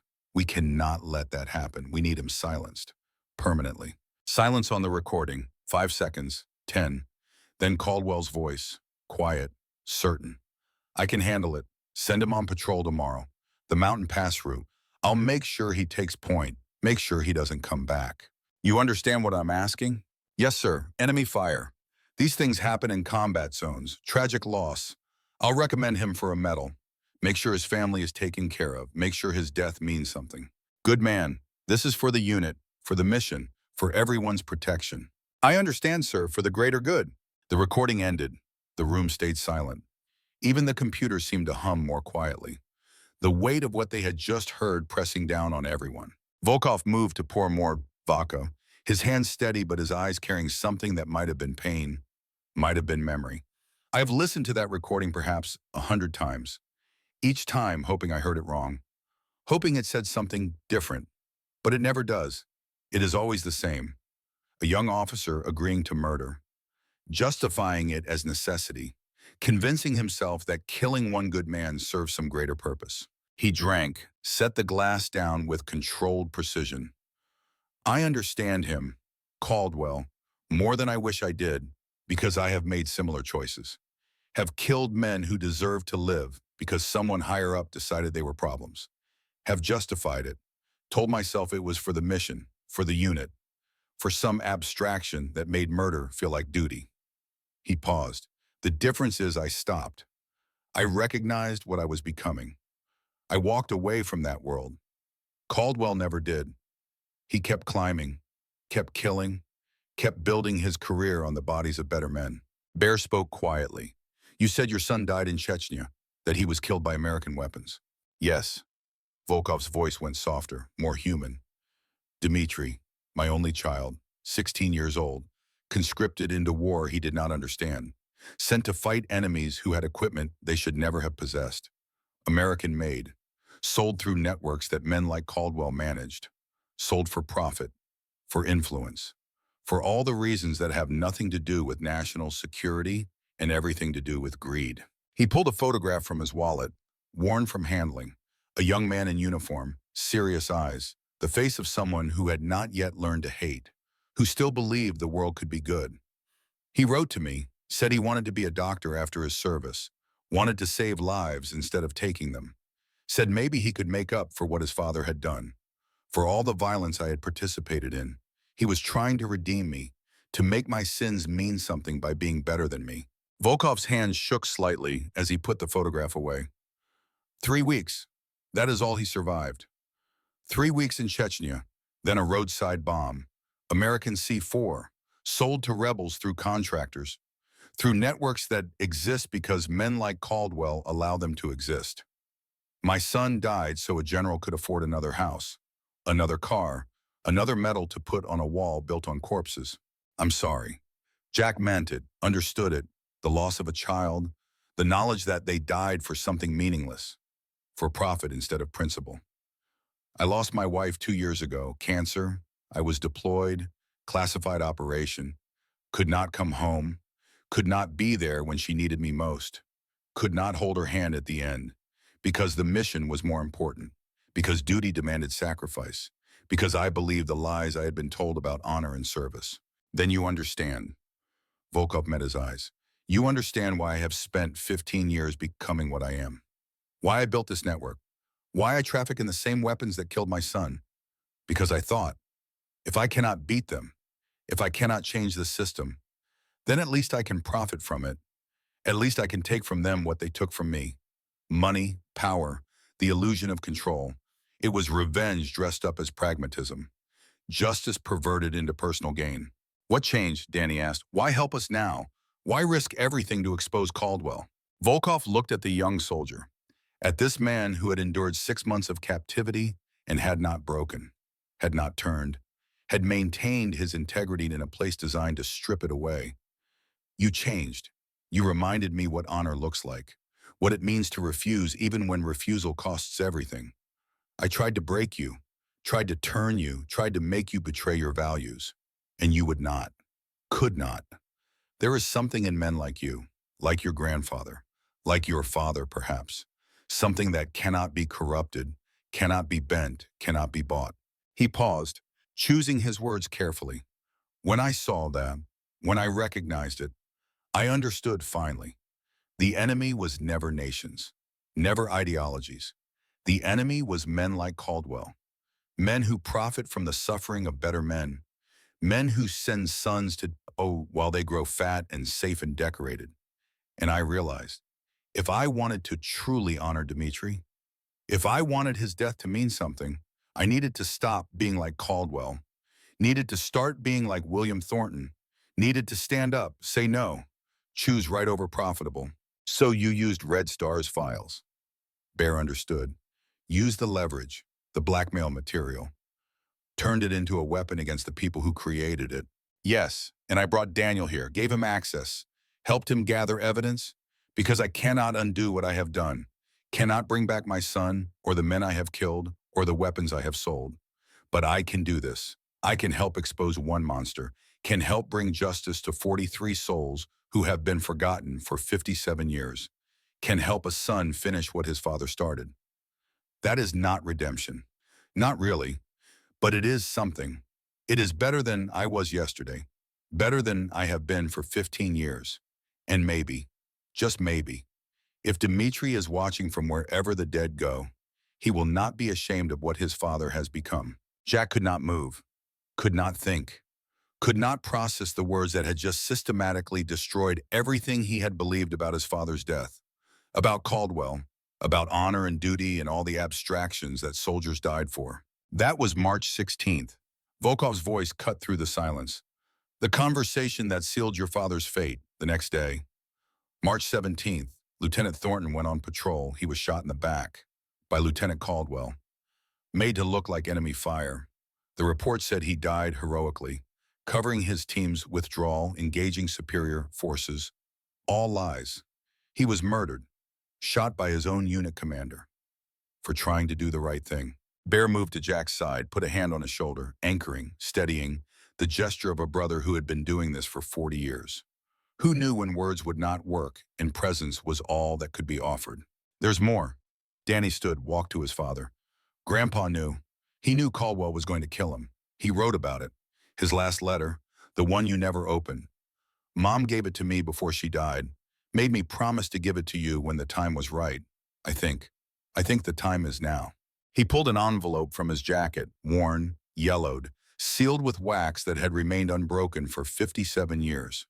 Jack had seen it before, had carried it for decades, had never found the courage to open it because opening it felt like ending a conversation that could never be continued. Read it. Danny pressed it into his father's hands. He wrote it for you, for this moment, for when you finally learned the truth. Jack's hands shook as he broke the seal. Unfolded paper that had waited more than half a century to deliver its message. Read his father's handwriting. Neat, precise. The hand of a man who knew he was writing his last words. March 15, 1968. Dear son, I will never meet. If you are reading this, then I am gone and you are old enough to understand what I am about to tell you. The army will say I died heroically. They will give your mother a flag and a medal and words about duty and sacrifice. They will make my death seem noble, meaningful, the kind of ending that honors a soldier. But the truth is more complicated, more painful, and you deserve to know it. 3 days ago, my unit was involved in an operation that went wrong. We were supposed to secure a village, gather intelligence, move on. But some of the men, they saw enemies where there were only civilians, women, children, old men who could barely walk, and they opened fire. I tried to stop them, fired over their heads, knocked weapons away, but I was too late. 43 people died. Innocent people from a village called San Rafael, people whose only crime was being in the wrong place at the wrong time. I reported it, filed official complaint, demanded investigation. My commanding officer, Lieutenant Caldwell, told me to retract the report, said it would destroy careers, bring shame on the unit, make us all look like murderers. I refused. So now, 2 days later, I am being sent on a mission that will probably kill me, a suicide mission dressed up as reconnaissance. Caldwell made it clear. I will not be coming back. I am not afraid of dying. Every soldier accepts that possibility. What I fear is dying for nothing, that those 43 people will be forgotten, that the truth will be buried with my body, that you will grow up believing I was a hero when really I was just a man who tried to do right and failed. So I write this, I seal it. I trust your grandmother to keep it safe, to give it to your mother, to eventually reach you when you are old enough to understand. And I ask one thing, if you ever have the chance to expose what really happened, to bring justice for those 43 souls, do it, even if it costs you everything, even if it destroys my reputation, even if people call me a liar or worse. Truth matters more than reputation. Justice matters more than legacy. And sometimes, the only way to honor the dead is to make sure they are not forgotten. You will face choices in your life, hard choices, choices between doing what is easy and doing what is right. When those moments come, remember this. Honor is not following orders blindly. Honor is doing what is right even when the cost is everything. I love you, son. I will never meet you, never hold you, never teach you the things a father should teach. But know this, every choice I made thinking of you, hoping you would grow up in a world a little better than the one I found. A world where men stand up, where they say no, where they choose conscience over compliance. Be that man, be better than me. Be better than the system that allows good men to die while bad men prosper. I wish I could be there to guide you, to watch you grow, to see what kind of man you become. But since I cannot, I leave you with this: the truth, the mission, the hope that maybe, just maybe, my death will not be meaningless if you can finish what I started. Remember San Rafael. Remember the 43. Remember that truth matters. And when your moment comes, when you have to choose between right and easy, choose right, even if it costs everything. Your father who loves you across the years, Lieutenant William Thornton. Jack read the letter 3 times. Each time the words cut deeper. Each time the reality became more solid, more undeniable. His father had not died in combat, had not died fighting enemies, had died because he tried to stop a war crime, because he chose conscience over career, because he believed that truth mattered more than convenience. And Caldwell, the man who had mentored Jack for 30 years, who had guided his career, who had treated him like a son, that man had murdered his father, had pulled the trigger, had spent 57 years living with that blood on his hands while pretending to honor the man he had killed. The rage came slowly, building from somewhere deep, somewhere primal. The kind of anger that made men capable of terrible things. The kind that led to mistakes, to bad decisions, to becoming the thing you fought against. Bear felt it, stepped in front of Jack, blocked his path even though Jack had not moved yet. Brother, breathe, just breathe. Anger makes us stupid, and we cannot afford stupid right now. He killed my father. Jack's voice came out as a growl, raw, barely controlled. He looked me in the eye for 30 years and pretended to care, pretended to mentor me, all while knowing he had murdered my father for doing the right thing. I know, and he will pay. But not if you go charging in there like an idiot, not if you let rage drive you instead of reason. Bear's voice was firm, commanding, the voice of a man who had talked Jack down from bad decisions for 4 decades. We do this smart. We do this right. We make sure when we take him down. It sticks. It means something. We honor your father by finishing his mission, not by dying the way he died. Danny moved to his father's other side. Dad, listen to Bear, please. Grandpa didn't die just so you could die the same way. He died so the truth could survive, so someone could expose it. That's us. That's our job now. To make sure those 43 people are remembered. To make sure Caldwell faces justice. To finish what Grandpa started. Jack felt the rage drain slowly, replaced by something colder, more focused. Not the hot anger that led to mistakes, but the cold fury that led to precision, to planning, to making sure the target went down and stayed down. All right, his voice steadied. We do this smart. What's the plan? Volkov had been waiting, watching, seeing if the Americans would hold together under the weight of revelation or fracture into uselessness. He seemed satisfied with what he saw. Caldwell is already moving. He thinks you are trapped here, thinks his problem is being handled. In approximately 6 hours, he will arrive by helicopter, bringing security detail. 20 men, well-armed, well-trained. He will expect to find your bodies, or your surrender. Instead, he will find a trap. He pulled up a tactical map on one of the screens. The compound, the surrounding terrain, approach routes marked in red. We create chaos, make it look like you escaped, draw his security forces out searching. While they are dispersed, we isolate Caldwell, take him alive, force him to confess on camera. Then we broadcast it. Every news agency, every congressman, every person who needs to know that a 4-star general is a murderer and a war criminal. He won't confess. Miguel spoke up from his position by the door. Men like that, they never admit. They justify.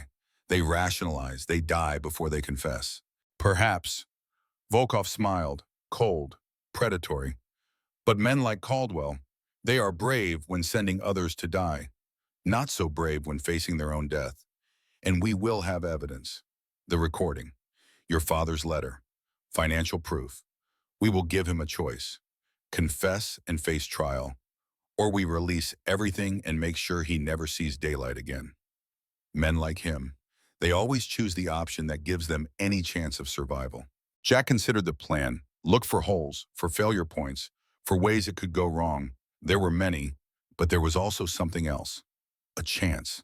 A real chance. To expose Caldwell. to honor his father, to finish the mission William had started 57 years ago. We'll need contingencies, backup plans, ways to get the evidence out even if we don't survive. Already handled. Volkov gestured to Danny. Your son has been uploading copies to secure servers, multiple locations, multiple countries. If we fail, if Caldwell kills us, the information releases automatically. Dead man's switch. The truth survives even if we do not. Good. Jack looked at his team, at Bear, at Miguel and Alex, at Marcus, still in the medical bay keeping Kyle alive. Good men, brothers, who had followed him into this hell without hesitation, who deserved to survive. We do this, but we prioritize getting my men out. Danny, Kyle, all of them. This is my fight, my father, my responsibility. I don't ask anyone else to die for it. Too bad, Bear's voice carried finality, because we are all in this, all committed. Your fight is our fight. Your father's mission is our mission. That is what brotherhood means. We stand together, we fight together, and if necessary, we die together. That is the deal. That is what 40 years of watching each other's backs has earned. Miguel nodded. Sir, we knew the risks when we signed up. We knew following you meant walking into impossible situations. That has not changed. We finished this. Together. Alex added quietly, besides, Caldwell sent us here to die. That makes it personal for all of us, not just you. Jack felt something tighten in his chest. Gratitude. Love. The kind that came from men who had bled together, who had saved each other, who were family in ways that biology could never match. All right, then we do this together. We take down Caldwell. We expose the truth. We honor my father and every man who has died trying to do the right thing. He turned to Volkov. You have my word. We will see this through, whatever it costs. And you have mine. Volkov extended his hand. We are not friends. We are not even truly allies. But for this moment, for this mission, we are brothers in the only cause that matters. Truth, justice, making sure the powerful face consequences for their crimes. That is enough. They shook. Two old warriors. Two men who had done terrible things in service of causes they had stopped believing in. Finding common ground in the ruins of their ideals. Finding purpose in exposing the man who had corrupted everything they had tried to serve. The next hours passed in preparation, planning, building contingencies on top of contingencies. Bear worked with Volkov's tactical team. Professional soldiers recognizing professional soldiers regardless of flags or past conflicts. They mapped firing positions, escape routes, kill zones, the architecture of a trap that would close on Caldwell and his security forces. Miguel and Alex checked equipment, verified communications gear, made sure that when the moment came, when everything happened at once, they would be able to coordinate, to react, to survive the chaos. Marcus stayed with the Kyle, monitoring his vitals as Yelena worked through the long surgery, keeping their brother alive through skill and determination and the refusal to accept failure. Jack sat with Danny in a small room that might have been an office once. Father and son, decades of distance between them, but also something new. Understanding, hard-won through shared trauma, through learning that the world was more complicated than either of them had known. I'm sorry, Jack's voice was quiet, for not being there, for choosing the army over you and your mother, for being so focused on honoring my father that I forgot to be a father myself. Danny looked at him, really looked, seeing the man instead of the absence. I understand now why you were never home, why you missed birthdays and graduations and all those moments. You were trying to be what you thought Grandpa William was, the perfect soldier, the dutiful son, the man who never questioned, never complained, never chose family over duty. I was wrong. You were human. Danny's voice softened. And Grandpa, he wasn't what we thought either. He wasn't the perfect soldier. He was the man who said no, who stood up, who chose conscience over compliance.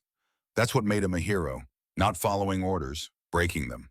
Jack felt tears threaten, felt 58 years of trying to be worthy crash against the realization that he had been trying to be the wrong thing, that his father would have wanted him to be present, to choose family, to say no when no needed saying. I can't fix the past, Jack's voice was rough. Can't give you back those years, can't undo the damage. But if we survive this, if we get out, I want to try, to be better, to be the father I should have been.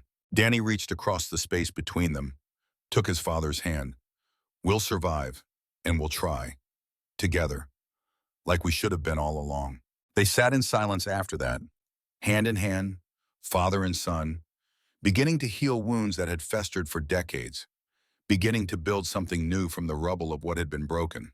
Later, as dawn approached, as the time for Caldwell's arrival drew near, Jack stood at a window overlooking the valley, snow still falling, the world turning white, beautiful and deadly simultaneously. Bear found him there. You ready for this? No. Jack's honesty came easier now. But I'm going to do it anyway. That's all anyone can ask. Bear stood beside him. These two old soldiers, these brothers who had survived everything from Grenada to Afghanistan. Jack, if this goes sideways, if we don't make it out, I want you to know, these 40 years, serving with you, being your brother, it's been the honor of my life. Bear, don't. Let me finish. Bear's voice was firm. We both know how this could end. We've seen enough missions go wrong, seen enough good men die. I'm not saying we will die, but if we do, I want you to know, I wouldn't change a minute of it. Every firefight, every close call, every time we should have died but somehow didn't. Worth it, because I got to do it beside my brother. Jack turned, met his friend's eyes. If it comes to that, if we have to choose between me and Danny, you get him out. You make sure my son survives. You be the uncle he always needed. Already planned on it. Bear smiled that tired smile. Been looking after your family since Grenada. Not going to stop now. They stood together in silence, watching snow fall, watching the world turn white, both knowing that in a few hours, they would face a man who had killed to keep secrets buried, who would not hesitate to kill again, who had the resources and the ruthlessness to make them all disappear. But they also knew something else. They were not the same men they had been yesterday. They were not operating under lies anymore. They knew the truth. They had the evidence. And they had something more valuable than any weapon or tactic. They had a mission that mattered, a cause worth dying for, the memory of a man who had given his life for truth, and the certain knowledge that whatever happened in the coming hours, William Thornton's sacrifice would not be meaningless. The storm was coming. The reckoning was building, and in a compound in the Colorado Rockies, 7 American soldiers and 1 Russian colonel were about to attempt the impossible. They were going to bring down a 4-star general, expose 57 years of lies, honor a hero who had been buried under those lies, and maybe, if they were very lucky, survive to see justice done. The sins of the fathers were about to be paid, and when the bill came due, Jack Thornton would not run, would not hide, would not choose survival over honor. He would stand, as William had stood, as Danny had stood, as all good men stand when evil demands they kneel. And that, finally, was enough. The sound of helicopter rotors cut through the mountain silence like a blade, deep, rhythmic. The percussion of war machines arriving to finish what had been started. Jack stood at the observation point overlooking the valley, watched the Black Hawk descend through falling snow, watched it land in the compound's cleared zone, watched armed men pour out, professional, tactical, moving with the precision that came from training and experience. And then, one more figure, older, moving with the confidence of a man who believed he controlled everything, who had spent 57 years building a career on lies and was about to discover that lies had expiration dates. General Thomas Caldwell, 4 stars gleaming on his shoulders, the uniform pressed and perfect despite the helicopter ride, the face Jack had trusted for 30 years showing nothing but calm authority. He's here. Jack's voice came through the radio, quiet, controlled, the voice of a man who had made peace with what came next. Security detail is 22 men, well armed, moving to secure the compound. Caldwell is heading for the command center. Volkov's voice crackled back. Good. Let them spread out. Let them think they are in control. The trap is set. When I give the signal, we spring it, and then General Caldwell learns what it feels like to be prey. The plan was elegant in its simplicity, brutal in its execution. Volkov's men would create chaos, explosions, gunfire, the appearance of Jack's team escaping through the eastern tunnels. Caldwell's security would pursue, would chase ghosts through underground passages that led nowhere.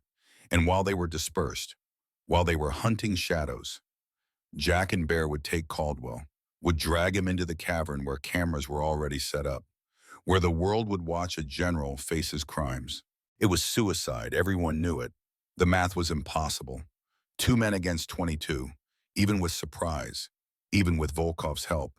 The odds said they would die in that cavern, would bleed out on stone while Caldwell's security forces closed in. But sometimes the mission mattered more than survival. Sometimes exposing evil was worth the price. Positions everyone. Jack checked his rifle. 30 rounds in the magazine, 2 spare mags, 90 rounds between him and death. Remember, we are not trying to win a firefight. We are trying to buy time. Time for the broadcast. Time for the world to see. Time for truth to get out. That is victory. Everything else is secondary. Bear moved beside him, that massive presence solid as a mountain, immovable as faith. Brother, if this is our last stand, I am glad it is beside you. 40 years.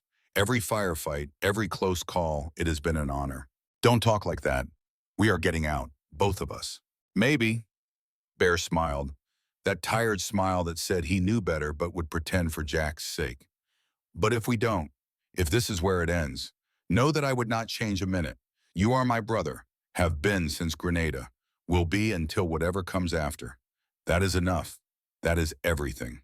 Jack gripped his friend's shoulder, felt the weight of 40 years, 4 decades of watching each other's backs, of saving each other, of being the constant in a life defined by deployments and distance and the slow erosion of everything except this brotherhood, this bond that was stronger than blood, more permanent than promises.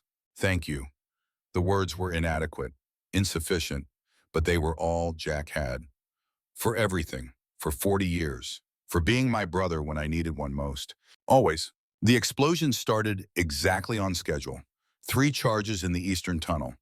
Perfectly timed, perfectly placed.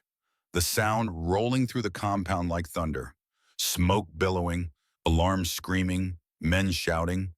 The chaos that made soldiers react instead of think, made them chase threats instead of protecting assets.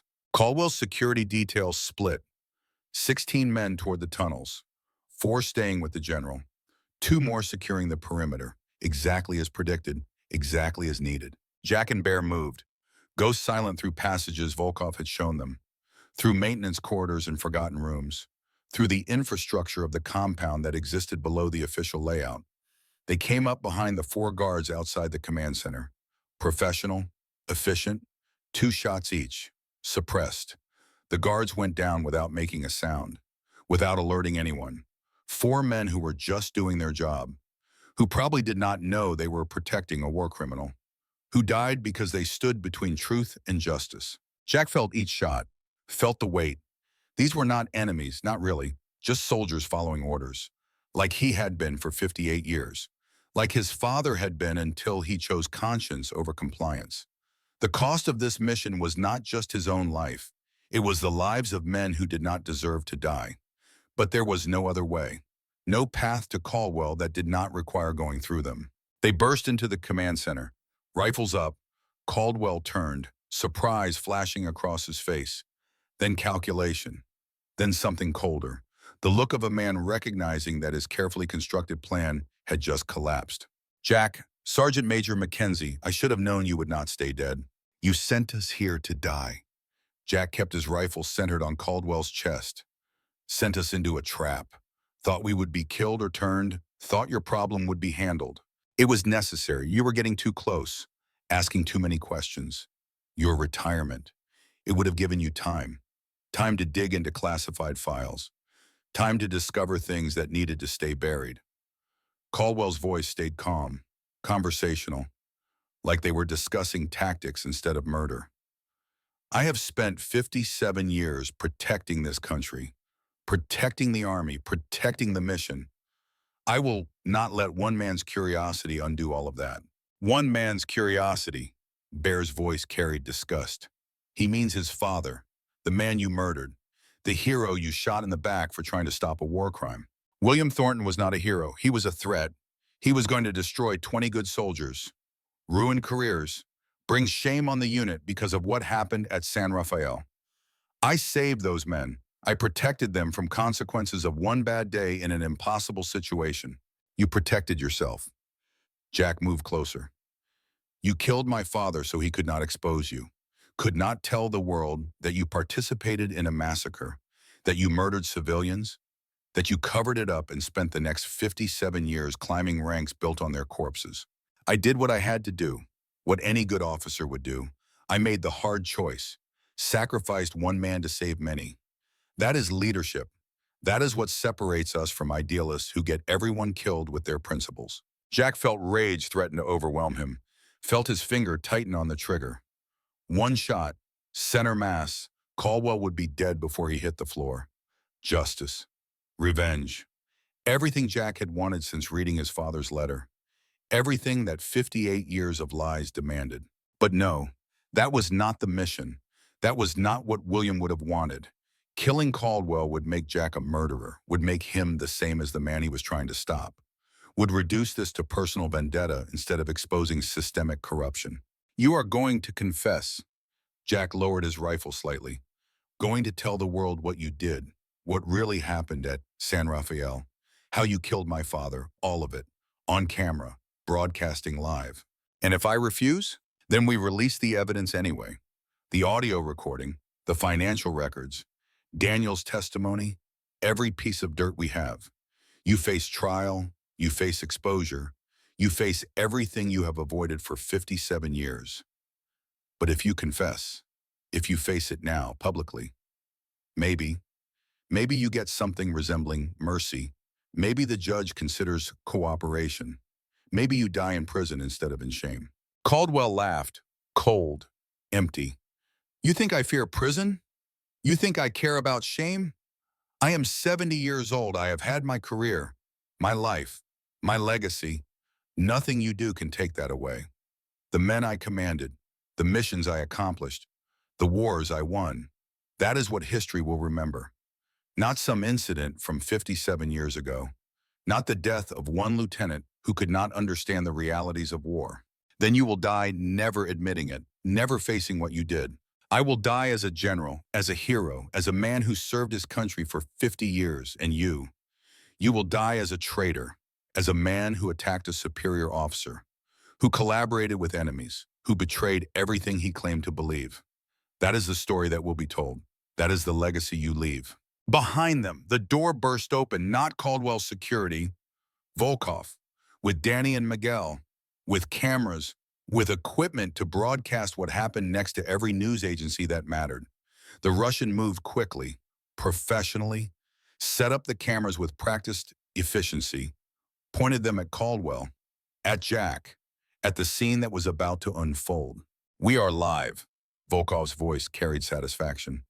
Streaming to 6 news organizations, 2 independent journalists, multiple government oversight committees. Whatever happens next, the world watches. Caldwell's face went pale, understanding finally. This was not a capture. This was an execution. Not of his body, but of his legacy, of his reputation, of everything he had built over 57 years. Jack was not going to kill him, was going to do something worse, expose him, make him face what he had done in front of the entire world. You are recording this? Broadcasting my arrest? We are broadcasting your confession. Jack moved to a laptop Volkov had set up, broadcasting the truth about San Rafael, about my father, about everything you have hidden. He pressed play on the audio file. The recording from March 16, 1968. Caldwell's voice, young but recognizable, agreeing to murder, agreeing to silence William Thornton, agreeing to make it look like enemy fire, the words echoing through the command center, through the cameras, through the broadcast that was reaching thousands, hundreds of thousands, the evidence that could not be denied. Caldwell listened to his younger self, watched his face appear on screens around the world, watched his career dissolve in real time, and something in him broke. Not conscience, not remorse, but calculation. The recognition that fighting was useless, that the truth was out, that his only option now was damage control. Yes, his voice was quiet, defeated. I said those words. I made that choice. I killed Lieutenant William Thornton. I shot him in the back, made it look like enemy fire, recommended him for the Medal of Honor to cover my crime, and I have spent 57 years making sure no one discovered the truth. Why, Danny stepped forward. Why kill him? Why not just bury the report? Why murder a good man? Because he would not let it go, because he believed truth mattered more than careers, more than the mission, more than protecting the men who had made a mistake. 43 civilians died at San Rafael. It was chaos. It was fear. It was men pushed beyond breaking. But your grandfather, he wanted courts-martial, wanted trials, wanted those 20 soldiers destroyed because of one bad day. I could not let that happen. So I removed the threat. You murdered a hero. I eliminated a problem. Caldwell's voice hardened, found its old authority, and I would do it again. Because sometimes the mission requires sacrifice, requires hard choices, requires getting blood on your hands so that others can stay clean. That is leadership. That is what weak men like William Thornton never understand. They think honor is following rules, following conscience. But real honor is doing what needs to be done, even when it costs you everything. Jack felt sick, listening to this man, this monster, justify murder as leadership, justify covering up war crimes as protecting the mission, justify 57 years of lies as necessary sacrifice. This was what corrupted systems produced. Men who believed their position gave them the right to decide who lived and who died, who believed that ends justified means, who believed that power absolved them of morality. You are wrong. Jack's voice was quiet but carried through the cameras, through the broadcast. My father understood honor better than you ever will. He understood that some things are worth dying for, that truth matters more than career, that protecting innocent people is more important than protecting guilty soldiers. He stood up. He said no. He chose right over easy. That is what made him a hero. Not the Medal of Honor you gave him to hide your crime, but the choice he made to do right even when the cost was everything. He pulled out William's letter, the one written March 15th, 1968, the one that had waited 57 years to deliver its message. And he read it, all of it, every word, his father's voice speaking across decades, exposing the truth, honoring the dead, demanding justice for 43 souls who had been forgotten. When he finished, the room was silent. Even Caldwell had no words, no justifications, no clever arguments, just silence. The weight of truth pressing down, the recognition that he had lost, that his legacy was destroyed, that history would remember him not as a hero, but as a murderer, as a war criminal, as a coward who shot a better man in the back. You have your confession. Caldwell's voice was empty, hollow. But then something changed. His eyes hardened, his shoulders straightened, the general reasserting himself over the prisoner. You have your evidence. You have destroyed me. Congratulations. You have won. I have not won. Jack lowered the letter, felt the weight of those words, the truth of them. 43 people are still dead. My father is still gone. 57 years of lies cannot be undone. But maybe those 43 souls can be remembered. Maybe my father's sacrifice meant something. Maybe this prevents the next cover-up, the next murder, the next general who thinks he can kill with impunity. You are naive. Caldwell's voice regained some of its old authority. You think exposing me changes anything? You think the system cares? Tomorrow there will be another officer making the same choices I made, making the hard calls, doing what is necessary, because that is what war demands. That is what survival requires. I am not a monster. I am a realist. I am a man who understood that sometimes good men have to do terrible things so that the mission succeeds, so that soldiers come home, so that the enemy loses and we win. You murdered my father to cover your own crimes. I eliminated a threat to operational security. Caldwell met his eyes. No shame, no regret, just cold calculation. Your father was going to destroy 20 careers, was going to bring investigations that would cripple our entire command structure, was going to hand the enemy a propaganda victory by admitting we had killed civilians. I could not allow that, so I removed the obstacle, efficiently, quietly, and I would do it again. because that is what leaders do. They make the hard choices so that others do not have to. Jack felt his finger tighten on the trigger, felt rage building. This man, this monster, standing here justifying murder, justifying a massacre, justifying 57 years of lies as leadership, as necessary sacrifice, as the kind of hard choice that separated real soldiers from idealists who got everyone killed. And the terrible thing was, Jack understood him, could see the logic, could follow the reasoning that said one man's life mattered less than 20 careers. That truth was less important than mission success, that sometimes the right thing was wrong and the wrong thing was necessary. That was the corruption, the slow erosion of conscience that came from too many years in systems that rewarded compliance over courage, that punished dissent, that made men like Caldwell possible, that made men like William Thornton expendable. You are everything my father stood against. Jack's voice was quiet, controlled, the calm before violence. You are the reason soldiers lose faith, the reason good men quit, the reason the system protects monsters instead of heroes. My father tried to stop a war crime. You participated in it, then you killed him. Then you spent 57 years climbing over his corpse, building a career on his silence, wearing stars that should have been his. And you stand here now, exposed, caught, facing justice, and you still think you were right, still think you did the necessary thing, still cannot see that you are evil. I am practical. Caldwell's voice hardened. Your father was principled. Principles get men killed. Practicality keeps them alive. I saved 20 soldiers from courts-martial, saved their families from shame, saved the army from scandal. One man died. 43 civilians who were in the wrong place at the wrong time died. But hundreds lived because the mission continued, because we won that war, because we did not let conscience paralyze us. We lost that war, Danny spoke up, his voice shaking with anger.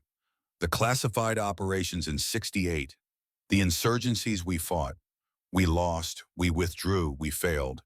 And men like my grandfather died for nothing because the mission was built on lies. Because generals like you thought winning meant sacrificing principles, thought that covering up atrocities was acceptable, thought that dead civilians did not matter as long as American soldiers came home. We lost because of men like your grandfather. Caldwell turned on Danny. Because we had soldiers who questioned, who hesitated, who put enemy civilians ahead of American lives. That kind of thinking weakens armies, makes them ineffective, gets good men killed because someone wanted to play by rules that the enemy ignores. Your grandfather was a good officer, but he let his conscience make him weak, make him a liability, and liabilities get removed. That is the ugly truth that idealists never accept. Jack raised his rifle, pointed it at Caldwell's chest. His finger moved to the trigger. 1 pound of pressure, 2 pounds. The point where the firing mechanism engaged, where choice became action, where a general died for his crimes, where 57 years of injustice ended with a bullet. Caldwell saw it, saw the decision forming, saw Jack's finger tightening, and smiled. Cold, triumphant. Do it. Pull the trigger. Kill an unarmed man on camera. Prove that you are no better than me. Prove that when pushed far enough, when angry enough, you make the same choices, the same compromises. You become what you fight against. Go ahead. Show the world that Jack Thornton is a murderer just like the general he hates. The words cut through Jack's rage, brought clarity, brought understanding. This was the trap, not the compound, not the security forces. This moment, this choice Caldwell was daring him to kill, was goading him into committing murder on live broadcast, was trying to destroy Jack's credibility, his moral authority, his ability to claim the high ground. Because if Jack killed Caldwell here, like this, while the world watched, then the narrative changed. Then it became 2 soldiers settling old grudges. Then it stopped being about justice and started being about revenge. Then Caldwell won, even in death, even in exposure. He won by proving that good men were no different from bad men when the stakes got high enough. Jack lowered his rifle, slowly, deliberately. Let Caldwell see the choice. Let him understand that he had lost.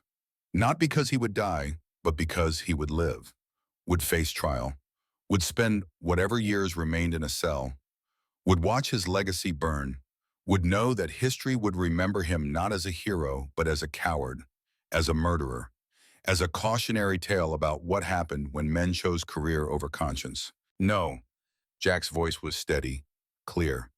Death would be mercy. You do not deserve mercy. You deserve to live, to face trial, to let a jury decide your fate, to let the system you served decide if killing my father was justified, if murdering civilians was acceptable, if 57 years of lies was the price of your precious mission. I will not be your executioner. I will not let you turn this into revenge.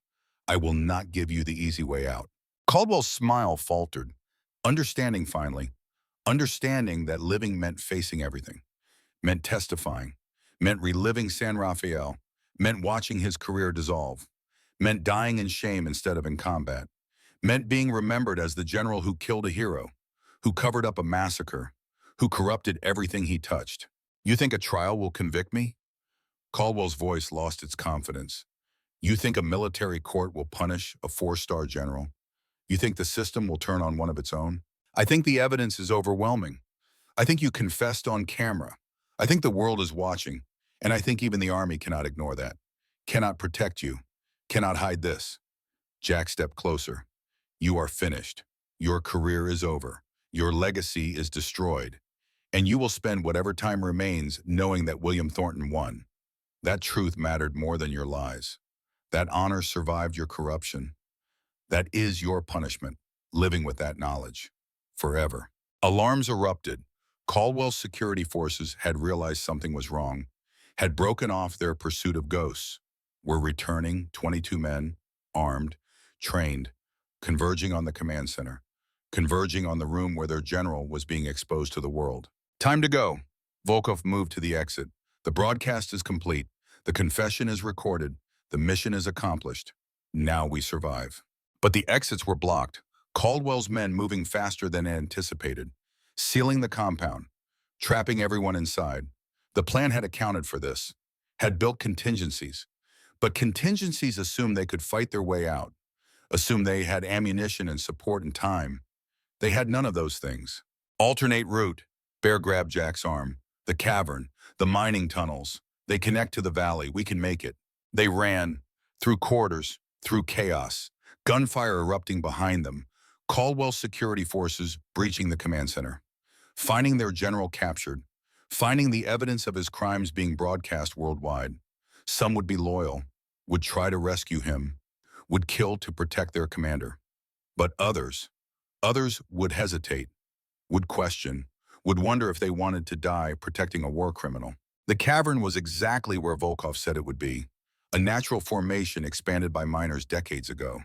Stone walls stretching up into darkness, stalactites hanging like teeth.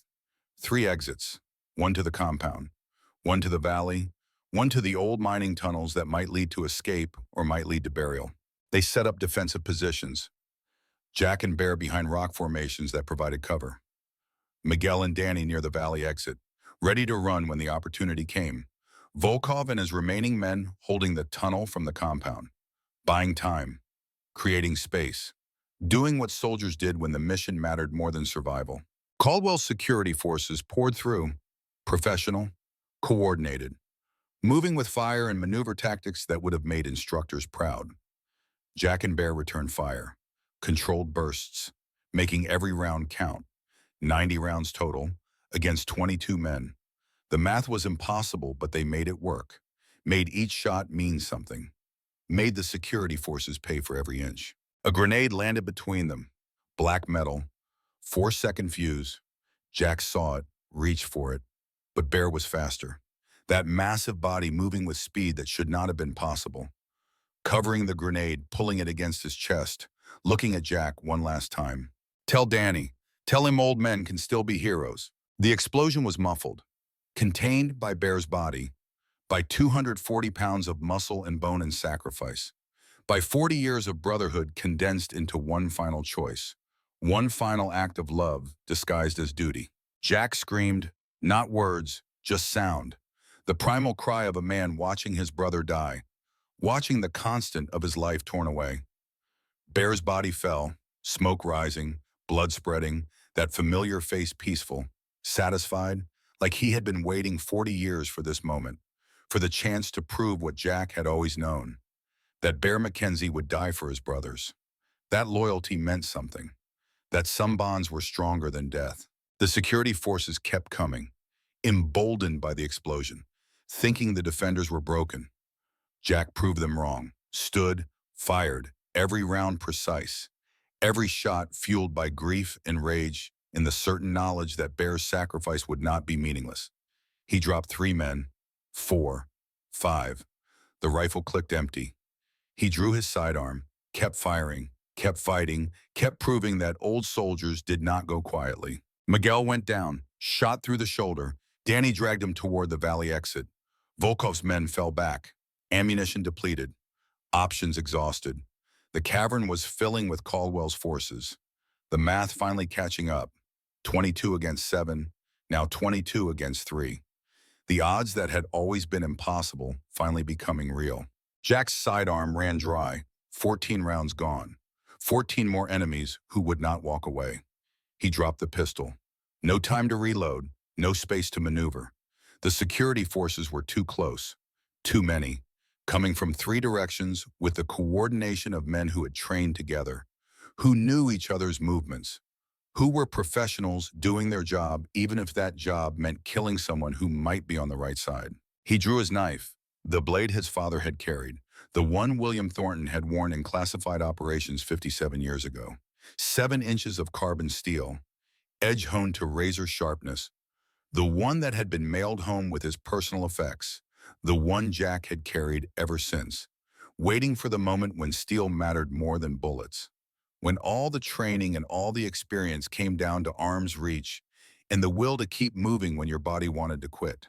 The first man came at him with his rifle raised, thinking the knife meant Jack was finished, thinking a blade could not compete with a gun. He was wrong. Jack moved inside the rifle's arc, too close for the barrel to track, drove the knife up under the man's armor, found the gap between plates, found the soft tissue underneath. The man's eyes went wide with surprise, with understanding that he had underestimated this old soldier, had thought age meant weakness, had learned too late that experience mattered more than youth. Jack twisted the blade, felt it grate against ribs, felt the man's strength drain, pulled it free as the soldier fell. No time to think about who he was, what his name might have been, whether he had family waiting for him. No time for anything except surviving the next 3 seconds. 2 more came together, coordinating, learning from their comrade's mistake. One high, one low, trying to overwhelm him with numbers, with geometry, with the simple fact that a man could not defend 2 angles simultaneously. They were right, tactically, mathematically, but they had not accounted for desperation, for the fact that a man with nothing left to lose could do impossible things. Jack dropped to one knee, let the high attack pass over him, felt the rifle stock whistle through the air where his head had been, drove his blade into the low attacker's thigh, found the femoral artery. The man screamed, terrified. The sound of someone realizing they had seconds left, that their leg was fountaining blood, that no amount of training prepared you for watching your own life leak out. Jack pulled the knife free, rose, met the high attacker who was recovering, trying to bring his rifle back around. Too slow, too committed to the initial strike. Jack grabbed the rifle barrel, pulled the man off balance, used his momentum against him, drove the knife into his throat. The kill that soldiers learned in training, but rarely used. The one that ended fights immediately, permanently. Blood sprayed, hot, coppery, the taste of it in Jack's mouth, the smell of it in his nose, the weight of 3 more names he would carry if he survived, 3 more faces that would visit him in dreams, 3 more souls he had sent into darkness because the mission demanded. Because protecting Danny and Miguel in the evidence mattered more than his own soul. But the security forces kept coming, because 22 men gave them reserves Jack did not have, gave them the luxury of attrition, of trading lives for time, of accepting casualties because there were always more, always another man to take a fallen comrade's place. That was the math of combat, the cold calculus that said superior numbers won, always. Eventually, Jack felt pain, sharp, immediate, a knife in his left side, between his ribs, driven by someone who had flanked him while he was engaged forward, who had been patient, professional, who had waited for the opening that always came when one man fought many. The blade went deep, found things that should not be punctured, things that bled internally, things that killed slowly instead of quickly. The worst kind of wound, the kind that left you conscious, aware, able to feel every second of dying. He spun, elbow strike, caught his attacker in the temple, felt bone crack under the impact. The man went down, stayed down, dead or unconscious. It did not matter which. What mattered was that Jack was still standing, still fighting, still refusing to let them through. Another attacker, this one with a rifle, close range, no time to aim, just pointing, pulling the trigger. The muzzle flash blinding in the cavern's darkness. The round catching Jack in the ribs. Right side this time, balancing the wounds, the impact spinning him, dropping him to one knee, the knife falling from his hand, clattering on stone, the sound of hope dying. He tried to stand, could not. His legs would not obey. The blood loss catching up, the wounds adding up, the simple biological fact that a human body could only take so much damage before systems started shutting down, before consciousness became optional, before the darkness at the edges of vision started closing in. But he could not quit, would not quit, because Bear had died buying him time, because his father had died trying to do right, because Danny was somewhere behind him carrying evidence that could change everything, because 43 souls at San Rafael deserved to be remembered, because quitting meant all of it was meaningless. Jack grabbed a rock, jagged, heavy, the size of his fist, threw it, caught an attacker in the face, heard the crunch of a nose breaking, bought himself 3 more seconds, enough time to grab another rock, to throw again, to prove that even on his knees, even bleeding, even dying, he was still dangerous, still worth respect, still a soldier who would fight until his body quit entirely. They kept coming, professional now, cautious, respecting what he had done, what he was still capable of doing. They spread out, covered angles, moved with the patience of men who knew their target was finished, who could afford to wait, to let blood loss do what bullets had failed to accomplish, to watch an old warrior die the way old warriors always died, fighting, defiant, refusing to accept the inevitable until the inevitable forced itself upon them. Jack's vision swam, doubled, tripled. He saw Bear standing beside him, that familiar grin, that presence that had been constant for 40 years. Not much longer, brother. Just hold on a little longer. Give Danny time to get clear.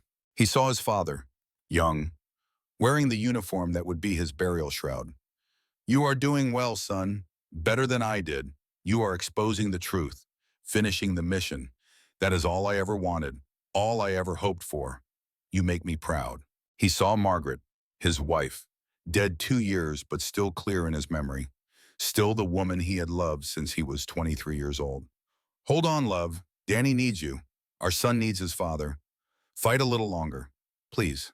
The voices anchored him, kept him conscious when unconsciousness would have been easier, kept him fighting when surrender would have been simpler, kept him proving that Thornton men did not quit, did not break, did not accept defeat until their hearts stopped beating and their blood stopped flowing and there was nothing left to give. More hits, more pain. A bullet grazed his shoulder. Another caught his leg. Flesh wounds, painful but not fatal, not immediately, but adding up, accumulating.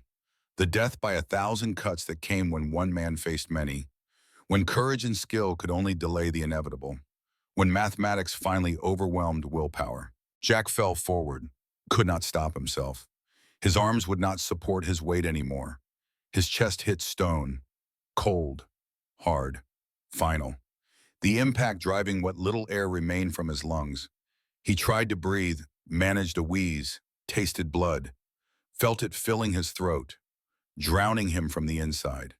His lung punctured, collapsing, filling with fluid that should have stayed in his veins. He could not move, could not fight, could not do anything except lie there and wait for the final shot. The mercy round that ended suffering. That gave defeated soldiers the dignity of a quick death instead of a slow fade. He waited for it, almost welcomed it. The relief from pain, the release from duty, the permission to finally rest after 58 years of fighting. But the shot did not come. Caldwell's security forces surrounded him, rifles pointed, fingers on triggers, waiting for the order, waiting for their commander to tell them to execute this man who had destroyed their general, who had exposed crimes, who had fought with a courage that made some of them question whether they were on the right side. But the order did not come, because Caldwell was in custody, because Volkov's men had him, because without their commander, without clear orders, the security forces hesitated, looked at each other, looked at Jack bleeding on the stone, and made a choice. The same choice William Thornton had made 57 years ago, the choice to say no. Stand down. One of them, a captain, maybe 30 years old, lowered his rifle. General Caldwell is under arrest for war crimes. This man is not our enemy. He is a soldier who exposed corruption. We are done taking orders from a murderer. The others lowered their weapons, some reluctantly, some with visible relief, all understanding that the mission had changed, that they had been protecting evil, that sometimes the hardest thing a soldier did was refuse. Danny's voice came through the radio, distant, desperate. Dad, we made it. Kyle is safe. The evidence is out. Every news station, every website, the world knows. You won, Dad, you won. Jack smiled, tasted copper, felt his strength draining, but smiled anyway, because they had done it, had exposed Caldwell, had honored William, had finished the mission. Bear's death meant something. His father's death meant something. The 43 souls at San Rafael would be remembered. He fell forward, felt stone against his face, cold and hard and final, heard voices shouting, felt hands trying to stop the bleeding, trying to keep him alive. But it was distant, fading, like someone else's emergency happening very far away. His father's voice, clear as if William Thornton stood beside him. Well done, son. You finished what I started. You exposed the truth. You chose honor over survival. I am proud, so very proud. Jack reached out, felt his father's hand, felt Bear beside him, both of them waiting, both of them ready to walk with him into whatever came next. He was ready, ready to let go, ready to join his brothers, ready to rest after 58 years of fighting. But there was one more voice, Margaret, his wife, dead 2 years but still clear in his memory. Not yet, love. Danny needs you. Go back. Fight a little longer. Give our son the father he deserves. The world snapped back. Pain flooded in, hands pressing on wounds, voices shouting for medics, Danny's face above him, tears streaming, holding his father's hand like letting go might mean losing him. Stay with me, Dad, please. We made it. We won. You have to stay. You have to see this through, please. Jack squeezed his son's hand, weak but real, fought the darkness, fought the easy path, chose one more time to keep fighting, to keep breathing, to finish what they started. Not just exposing Caldwell, but being a father, being present, being the man William Thornton would have wanted him to be. I'm here, his voice barely a whisper. I'm still here. And he was, alive, bleeding, broken, but alive. The last stand had cost him Bear, had cost him blood, had cost him everything except what mattered most. His son, his mission, his honor.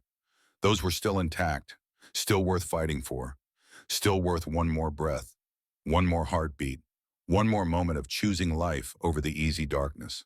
The sins of the fathers had been paid. The truth was known. Justice was coming. And Jack Thornton, Colonel, 58 years old, 3 days past retirement, was finally becoming the man his father had always hoped he would be, not through dying heroically, but through living honorably, through choosing right, through paying the price, and through surviving to see the world made slightly better because one man had stood up, had said no, had refused to let evil hide in shadows. That was legacy. That was honor. That was what it meant to be a soldier. Not the medals, not the ranks, not the wars won, but the choice, every day, every moment, to do right even when the cost was everything. And the cost had been everything. But somehow, impossibly, Jack Thornton was still breathing, still fighting, still proving that good men could win. That truth mattered. That sometimes, against all odds, honor survived. Jack Thornton woke to whiteness, hospital ceilings, fluorescent lights filtered through fog, consciousness returning slowly, wave by wave, bringing with it the world he had left behind. Pain came next, sharp, immediate. His chest felt crushed. His ribs screamed with each breath. His left side burned where the knife had entered. His right side ached where the bullet had found bone, where surgeons had spent 8 hours putting him back together, replacing blood, repairing lung, stitching muscle and tissue, and all the wet machinery that kept humans functional. He tried to move, failed. Tubes ran from his arms, monitors beeped steady rhythm, an oxygen mask covered his face. The apparatus of modern medicine keeping him tethered to life when his body had wanted to quit. A figure moved in this corner of the room, resolved into Danny, his son, sitting in a chair that looked too small, his head resting against the wall, eyes closed, exhausted. He wore civilian clothes now, jeans and a flannel shirt, no uniform. Just a young man who looked older than his 32 years. "Danny," Jack's voice came out as a croak, barely audible. His son's eyes opened, snapped to focus, crossed the room in 3 steps, grabbed Jack's hand with both of his own, held on like letting go might mean losing him again. "Dad, oh God, you're awake. The doctors, they said they weren't sure. You died on the table twice. They brought you back, but they said there might be brain damage. I thought I lost you." Jack squeezed his son's hand, weak but real. "Takes more than that to get rid of me." Each word hurt. Each breath cost. "Bear?" Danny's face crumpled. "He didn't make it. The grenade. Dad, he saved your life. Saved everyone. But the words dissolved into grief too heavy for language. Jack closed his eyes, felt tears leak from the corners, felt something break that had been holding together through sheer will. Bear was gone. His brother, his anchor, the constant that had defined 40 years. Gone because he had chosen Jack's life over his own, had made that choice without hesitation, without regret. "He died a hero," Jack's voice steadied, "found strength from somewhere. Tell me everything." Danny pulled the chair closer, sat, wiped his eyes with the back of his hand, then began to talk. About the escape, about getting Kyle and Miguel to the vehicle while Jack held the cavern, about hearing the firefight over the radio, about knowing his father was buying time with his life, about making it to the highway, about flagging down a state trooper who called in every available resource, about the National Guard mobilizing, about Delta Force operators finding Jack bleeding out in the cavern with bodies surrounding him. "Caldwell's in custody." Danny's voice gained strength as he moved to facts, to things that were not grief. "Federal prison, maximum security, held without bail. The judge said he was a flight risk, that his connections made him dangerous, that the evidence against him was overwhelming. The arraignment was, Dad, it was something else. The courtroom packed, media everywhere, every major news network, international coverage. This is the biggest military scandal in 50 years. He pulled out his phone, showed Jack headlines, CNN, BBC, Al Jazeera, the New York Times, all covering the same story. 4-star general arrested for murder, Cold War-era massacre exposed. The hero who became a killer. The words blurred together, but the meaning was clear. The world knew. The truth was out. Caldwell's carefully constructed legacy was burning in real time. "The trial starts in 2 months, Danny continued. He's facing 43 counts of murder for San Rafael, first degree, premeditated. The prosecution is arguing that killing unarmed civilians in a village was not combat. It was execution. They have witness statements from survivors, forensic evidence, ballistic analysis proving American weapons killed people who posed no threat. It's damning. What about my father's murder? 1 count of first-degree murder, conspiracy to commit murder, obstruction of justice, witness tampering. The prosecution has the audio recording. Captain Morrison's testimony transcribed before he died. Your father's letter predicting Caldwell would kill him. They have everything. The defense tried to get it suppressed, claimed the recording was illegally obtained, that Morrison had no authority to record a superior officer. The judge denied it, said the public interest outweighed technical violations, that evidence of murder could not be hidden behind procedural objections. Danny's voice carried something Jack had not heard before: pride, satisfaction, the knowledge that justice was actually happening. 3 defense attorneys have quit. The first one said he couldn't ethically defend someone who was clearly guilty. The second said Caldwell kept lying to him, kept changing on his story, kept trying to blame subordinates. The third quit after Caldwell yelled at him in court, called him incompetent, said he could do better himself. So now Caldwell's representing himself. And it's a disaster. He keeps interrupting the prosecution, keeps giving speeches about how he served his country for 50 years, how he made hard choices, how history will vindicate him.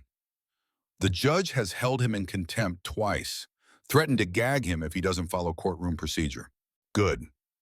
Jack felt a fierce joy cut through the pain. Let him talk.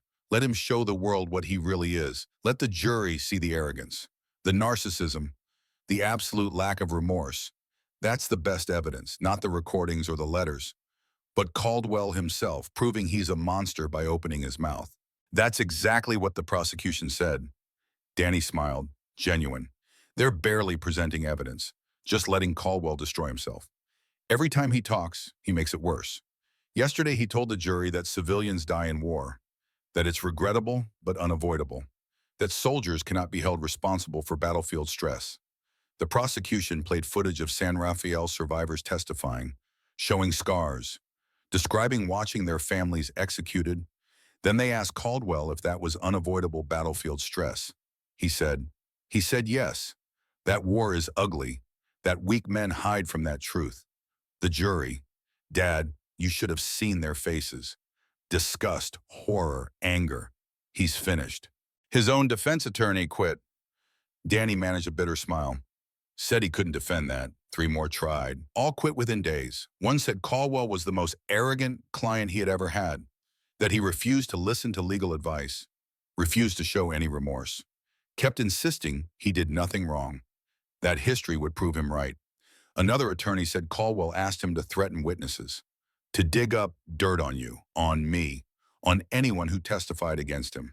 When the attorney refused, Caldwell fired him, accused him of being incompetent, of being afraid of doing what was necessary to win. Jack listened, absorbed, the picture forming.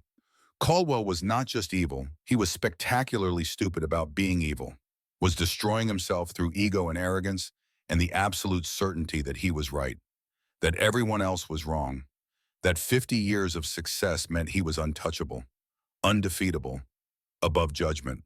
The prosecution is calling it the trial of the century. Danny scrolled through more articles. They're saying it's not just about Caldwell.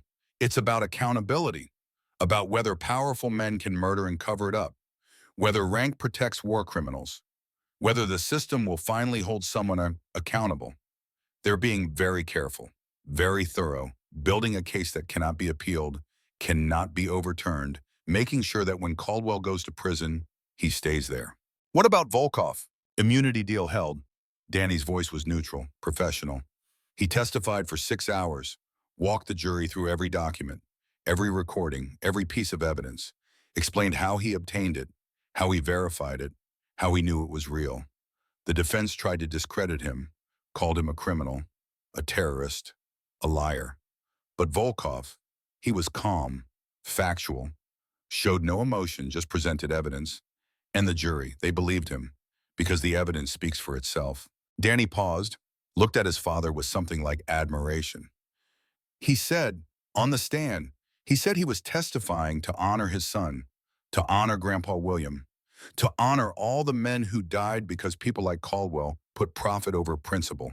He said you were the most honorable man he'd ever met, that watching you choose justice over revenge, that watching you lower your rifle when you could have killed Caldwell, that proved there were still good men in the world, still soldiers worth following. The prosecution almost cried. The defense had no response. What do you say to that? Jack felt warmth spread through his chest, not from pain, but from knowing that the mission had succeeded, that William's sacrifice meant something, that Bear's death bought justice, that all the blood and all the struggle had not been wasted. Caldwell would face judgment. The 43 souls would be remembered. Truth would win. What about Volkov? Immunity deal. Danny shrugged. Testified against Caldwell, turned over all his files, exposed the entire network. 23 other officials arrested. 15 corporations implicated. The FBI says it's the biggest corruption case in military history. In exchange, Volkov walks, goes back to Russia, lives quietly. The government decided his cooperation was worth more than his prosecution. Jack thought about the Russian, about the man who had lost his son and had spent years becoming something dark, something dangerous, but who had ultimately chosen truth over revenge, who had helped expose Caldwell when he could have stayed silent, who had proven that even men who had done terrible things could still choose right in the end. He earned it. Jack's voice was quiet. He helped finish what my father started. That counts for something. The door opened. A doctor entered, late 40s, gray hair pulled back, competent looking in the way doctors who had seen everything look competent. She checked monitors, read charts, examined Jack with practiced efficiency. Colonel Thornton, I'm Dr. Sarah Chen. I've been your surgeon and primary physician for the past 3 weeks. She met his eyes. You should be dead. The damage to your lung, the blood loss, the trauma. Most men would not have survived the helicopter ride to the hospital, but you did. And then you crashed on the table twice and came back both times. So either you're extraordinarily stubborn or someone up there isn't ready for you yet. Maybe both. Jack managed something that might have been a smile. How bad? Bad. She did not sugarcoat it. Your left lung will never be 100%. You'll have reduced capacity. Breathing will be harder. Running will be difficult. But you'll live, you'll walk, you'll function, just not at the level you're used to. Your military career is over. Early medical retirement. Full disability. But you'll have a life. That's more than we expected 3 weeks ago. 3 weeks. He had been unconscious for 3 weeks. 21 days of Danny sitting vigil. Of doctors fighting to keep him alive.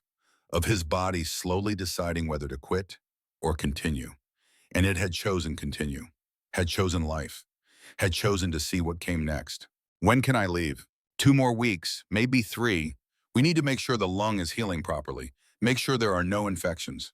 She checked something on a monitor. But you're stable now, out of danger. The rest is recovery, physical therapy, learning to live with limitations. It won't be easy, but you're alive. Given the alternative, I'd say that's a win. After she left, Jack and Danny sat in silence. The kind that came after revelations, after processing, after the immediate crisis passed and what remained was just 2 men trying to figure out what came next. Bear's funeral is next week. Danny's voice was quiet. Arlington, full military honors. They're calling him a hero. Medal of Honor recommendation. Posthumous for what he did, for covering that grenade, for saving you and buying time for the rest of us to escape. The president is supposed to attend. Bear would have hated that. Jack felt grief threatened to overwhelm him. He never wanted attention, never wanted glory, just wanted to do his job, protect his brothers. I know. Danny paused. His widow, Clara, she came to visit while you were unconscious. She sat with me, told me stories about him, about their life together, about how he talked about you constantly.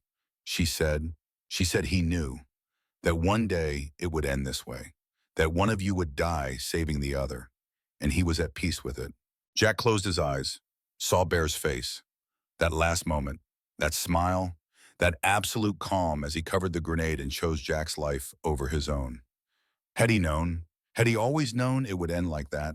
She wanted me to give you something. Danny pulled an envelope from his pocket. She said Bear wrote it years ago, sealed it, told her to give it to you if he ever didn't come home. She's been carrying it for 20 years. Jack took the envelope with shaking hands. Bear's handwriting on the front. Neat. Precise. Just 2 words. For Jack. He opened it. Inside was a single page. A letter written in the same hand that had signed mission reports and Christmas cards, and all the ordinary documents of an extraordinary life. Jack, if you're reading this, I'm dead. Probably died saving your stupid ass, because that's what I do. That's what I've always done. Kept you alive despite your best efforts to get killed. 40 years of watching your back. 40 years of pulling you out of trouble. 40 years of being your brother. And I wouldn't change a minute of it. You're going to feel guilty, going to think you should have been faster or smarter or better, going to wonder if you could have saved me. Stop. You couldn't. This was always how it was going to end, one of us dying for the other. And I'm glad it was me, because you have a son, you have Danny, and he needs you more than my kids need me. My kids are grown, have their own lives.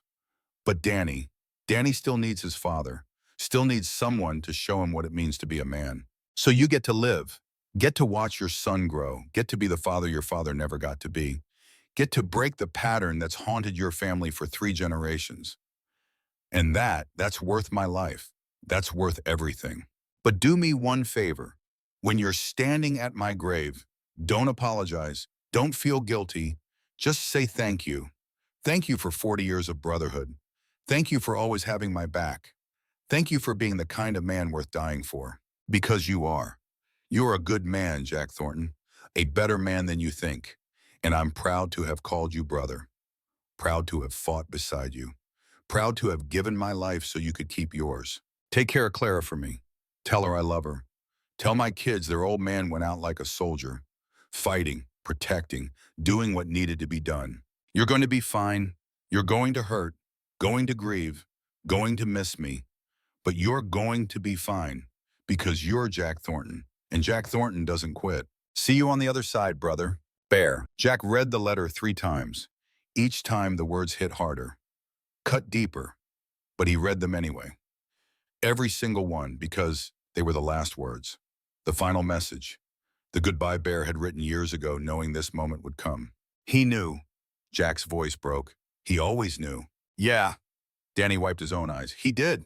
2 weeks later, Jack stood at Arlington National Cemetery, leaning on a cane, his left side still bandaged beneath his dress uniform, his breathing labored, but standing, because sitting at Bear's funeral was not an option. The cemetery stretched endlessly, white stones marking soldiers, lives given in service. Bear's casket sat above an open grave, draped with an American flag. The ceremony was full military, 21-gun salute, taps played on a single bugle. The flag folded with precise ceremony and presented to Clara. The president spoke, said the right things about sacrifice and duty, about how Sergeant Major Robert McKenzie represented the best of American values. It was a good speech, but still just words that could never capture what Bear actually was. After the official ceremony ended, after the politicians left, a smaller group remained. Jack, Danny, Clara and her 2 adult children, Miguel, Alex, Marcus, Kyle Morrison on crutches but standing. They stood together around the grave as the honor guard lowered the casket into earth. Jack stepped forward, placed his hand on the casket. Thank you. His voice carried across the small gathering. For 40 years, for always having my back, for being the kind of man worth dying for. I'll miss you every day until we meet again. Clara approached Jack as the others began to leave. She was 70 years old, gray hair, weathered face, but eyes that still held strength.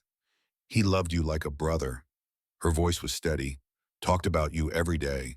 He was proud of you, proud to have served beside you, proud that his last act was saving you. Don't waste that. Don't waste the life he gave you. Live it well. I will. Jack took her hand. I promise. 3 months later, Jack stood in a classroom at the United States Military Academy at West Point. Behind him on the screen was a photograph. His father, Lieutenant William Thornton, young, serious, wearing the uniform that would eventually be his burial shroud. The classroom was full, 60 cadets, future officers, young men and women who had chosen to serve. Jack's job was to show them that the oath was not about flags or ranks or following orders. It was about choosing right when wrong was easier. Leadership and Ethics was the course title. Jack had been teaching it for 2 months now. Medical retirement had ended his field career, but the Army had offered him this, a chance to shape the next generation, to make sure the lessons bought with blood are not forgotten. Today we're going to talk about moral courage. Jack's voice carried through the classroom. Strong despite the damage to his lung, clear despite the pain that was his constant companion. Not physical courage. That's easy to understand. It's running toward gunfire. It's standing your ground when others flee. Moral courage is different. Moral courage is standing up when standing up costs you everything. It's choosing right when wrong would advance your career. It's refusing to participate in things you know are evil, even when participation would keep you safe. A hand raised, a young cadet, female, 20 years old, bright eyes. The kind of student who asked questions because she actually wanted to understand, not because she wanted to challenge. Sir, what happens when moral courage conflicts with orders? When doing right means disobeying? Good question. Jack moved to the photograph of his father. Let the silence build. Let the cadets lean forward, engaged, curious. Lieutenant William Thornton was my father. I never met him. He was killed 2 months before I was born. For 60 years, I believed he died heroically in combat.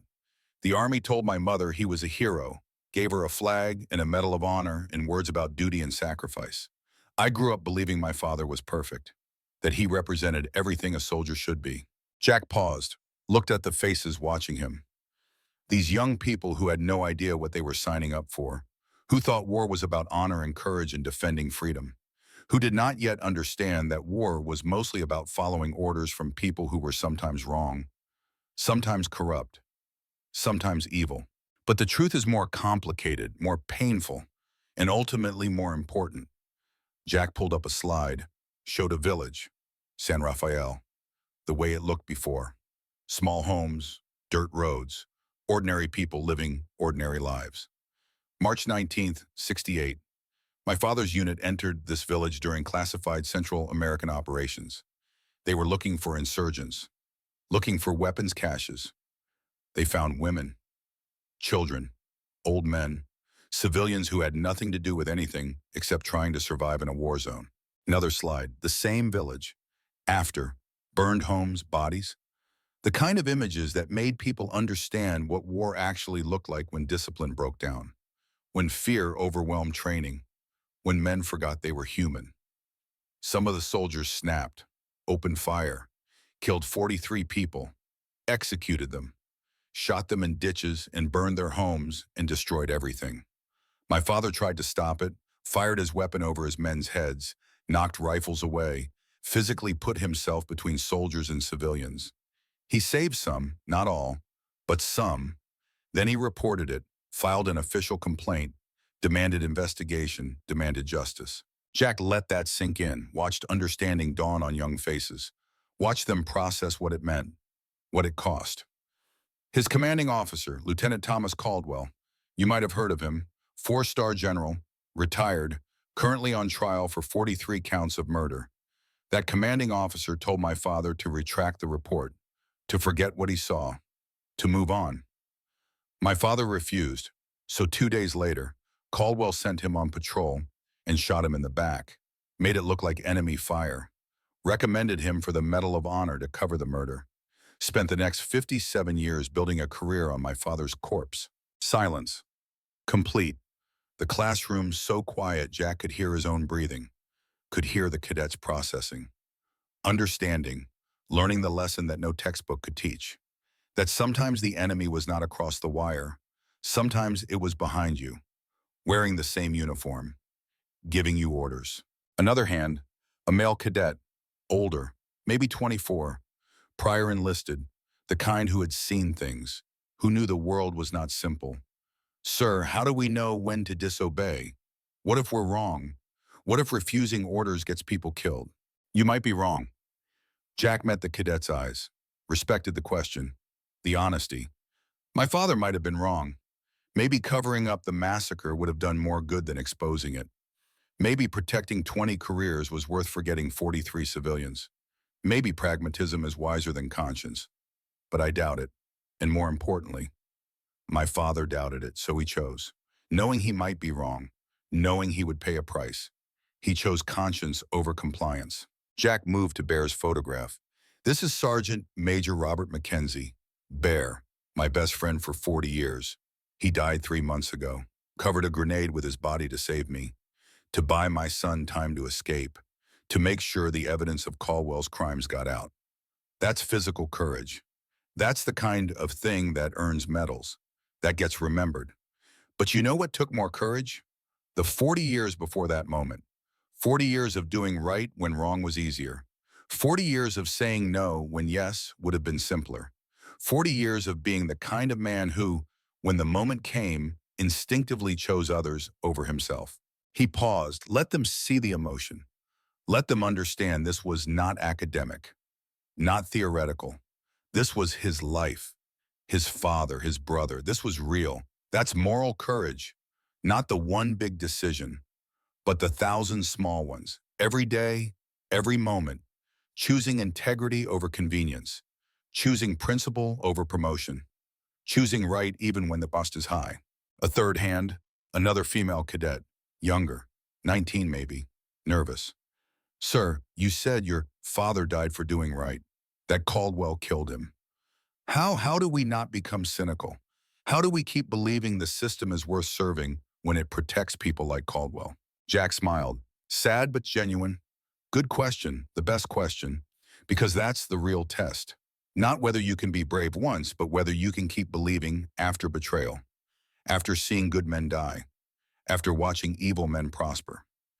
The answer is you have to believe the system can be better, has to be better, because if you stop believing, if you become cynical, then they win, the Caldwells of the world. They win by making you think corruption is inevitable, that fighting is pointless, that one person cannot make a difference.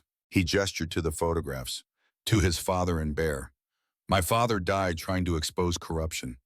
Caldwell killed him, buried the truth for 57 years, and he would have gotten away with it, except my son found evidence, except a Russian colonel chose justice over profit, except I chose to finish what my father started.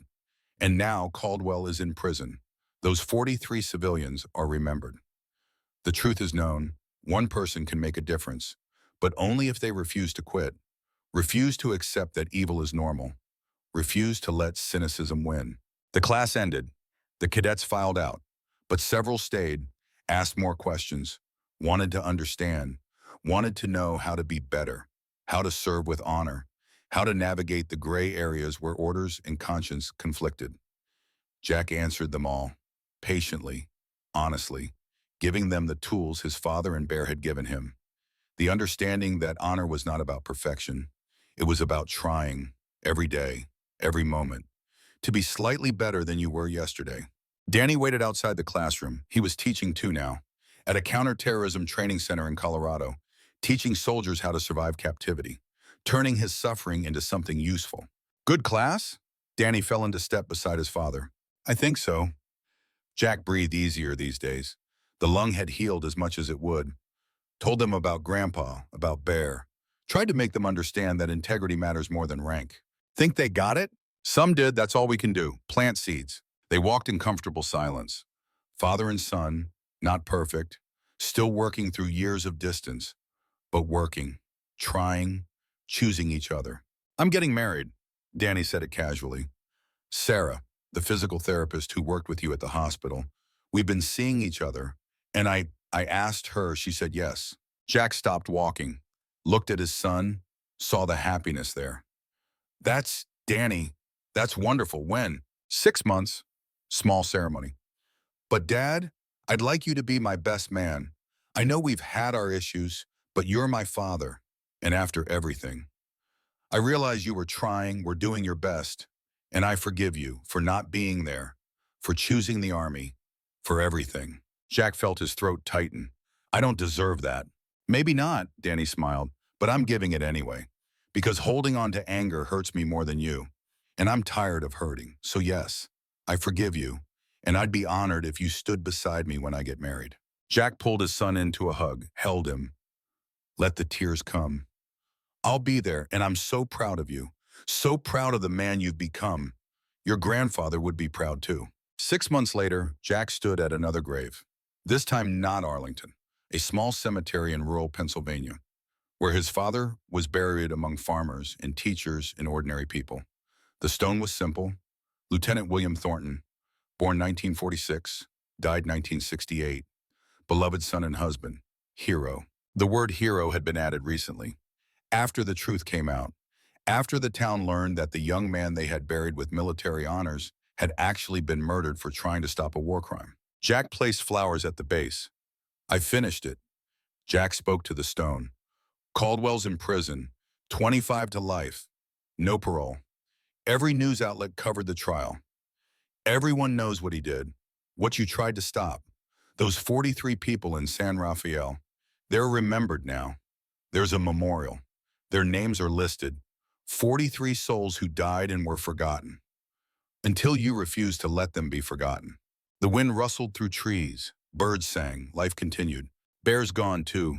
Died saving me. I miss him every day. But I'm grateful. Grateful he gave me the chance to see this through. To finish what you started. Jack paused. Danny's getting married. Next month. To a good woman. They're going to have kids someday. Your great-grandchildren. And I'm going to tell them about you. About the real you. Not the myth, the truth. About how their great-grandfather stood up when standing up meant dying. How he chose right over easy. How he was the kind of man worth remembering. He placed his hand on the stone. I'm sorry it took so long. Sorry you had to wait 60 years for justice. But it's done now. The debt is paid. The pattern is broken. Danny knows the truth, will teach it to his children. The real William Thornton. The hero is remembered. 1 month later, Jack stood beside his son. Best man, Danny's wedding, small, held in a garden, spring flowers blooming. Sarah waiting in a simple white dress, smiling. Beautiful in the way people in love are beautiful. When the officiant said, "You may kiss the bride," Danny did. And Jack saw in that moment not just his son, but his father. 3 generations of Thornton men, all choosing love, all choosing family, all choosing to keep trying. At the reception, Jack gave a toast. To Danny and Sarah, may your love be stronger than your struggles.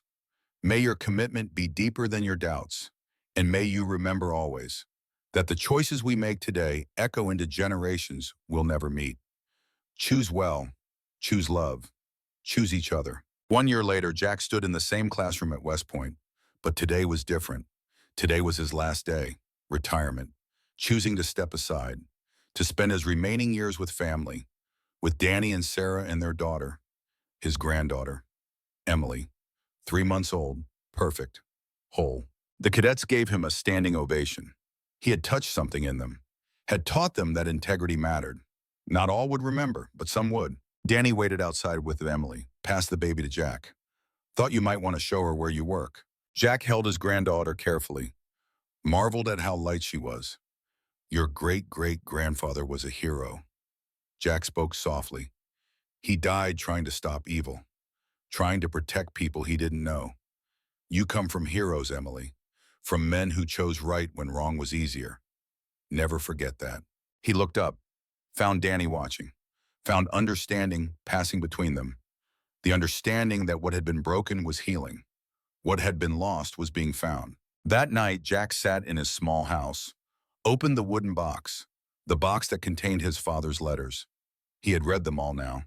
The letters would go to Danny eventually, would be passed to Emily when she was old enough, would continue through generations. Jack opened his own notebook, his own letters, to Emily, to the great-grandchildren he would never meet. He wrote about William, about Bear, about Margaret, about the mistakes and the lessons and the slow, painful process of becoming better. Dear Emily and all who come after. His handwriting was readable, honest. I was not a perfect man. Made many mistakes, but I tried, always tried, to be better than I was, to honor the sacrifices made for me. He wrote about honor, about how it was not following orders but doing right, about how the easy path was rarely the correct path, about how sometimes standing up meant standing alone, and that was okay, because being alone and right was better than being together and wrong. He wrote about forgiveness, about how holding grudges poisoned the holder more than the target, about how letting go of anger was not weakness but strength, about how family was worth fighting for, even when the fight was against yourself, against your own pride, your own hurt, your own desire to stay wounded.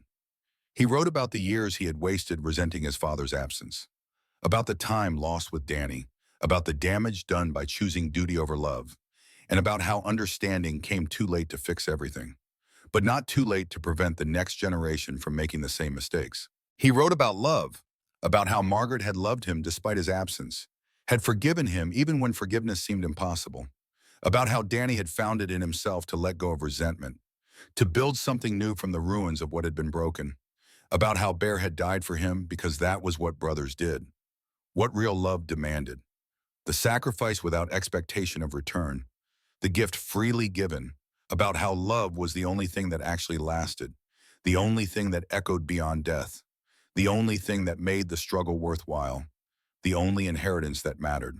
When he finished, the notebook contained 60 pages.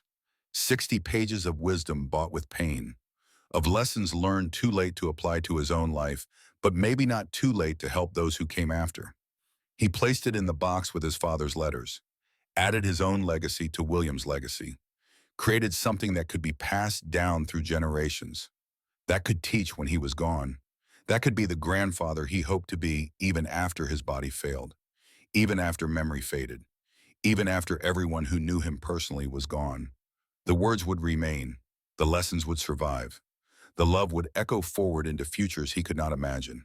Jack stood, walked to the window, looked out at stars. His life had been tiny in cosmic terms, but it was not meaningless to Emily, to Danny, to the family he had helped create. In the small circle of people who knew him, his life had mattered. His choices had consequences. His legacy would continue. Jack Thornton had been many things in his 61 years. Soldier, son, father, grandfather, teacher, friend, brother. He had failed often, succeeded sometimes, made mistakes that could not be fixed. But he had also done one thing right. He had broken the pattern, had ended the cycle of absent fathers and dead heroes.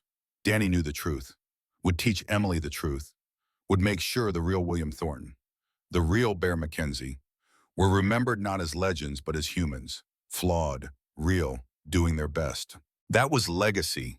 That was honor. Not perfection, just trying, falling, getting back up, choosing right despite difficulty, choosing love despite pain, choosing forward. Jack closed his eyes, let sleep take him, and in those dreams he walked with his father, with Bear, with Margaret, all of them together, all of them at peace, all of them home. The war was over, the truth was out, the pattern was broken, and the legacy lived on. In Emily's laugh, in Danny's choices, in the cadets Jack had taught, in ripples spreading outward forever. Jack Thornton, colonel, retired, stood at the edge of his own ending and stepped forward into light, not because he was brave, but because men like Bear made cowardice impossible, because fathers like William demanded better, because sons like Danny deserved more. He had given them everything, his blood, his years, his struggle, and in return, he had received something more valuable than medals or ribbons or the approval of generals. He had received peace, hard-won, dearly bought, but real, the peace that came from knowing he had done right even when right demanded everything. The peace that came from being able to look his father's ghost in the eye and say, I finished what you started. I exposed the lie. I saved my son. I did right. That was legacy. That was honor. That was what it meant to be William Thornton's son. Finally, Marie. After a lifetime of trying, Jack was worthy of the name. The sins of the fathers had been paid. The cycle had ended, and a new story was beginning. Written by Danny and Sarah and Emily and all who came after. Written by people who knew the truth, who understood the Wandan, who would choose better because they had learned from those who chose wrong. And somewhere, in whatever waited beyond, William Thornton and Bear McKenzie and Margaret Thornton watched, proud, satisfied, at peace, knowing that their sacrifices had not been in vain, that their lives had mattered, that their love had echoed forward into generations they would never meet.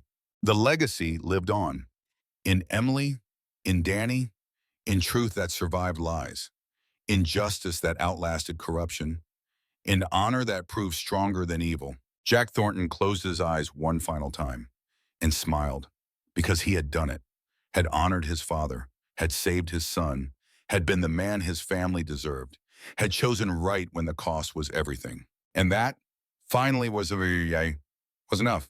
The end.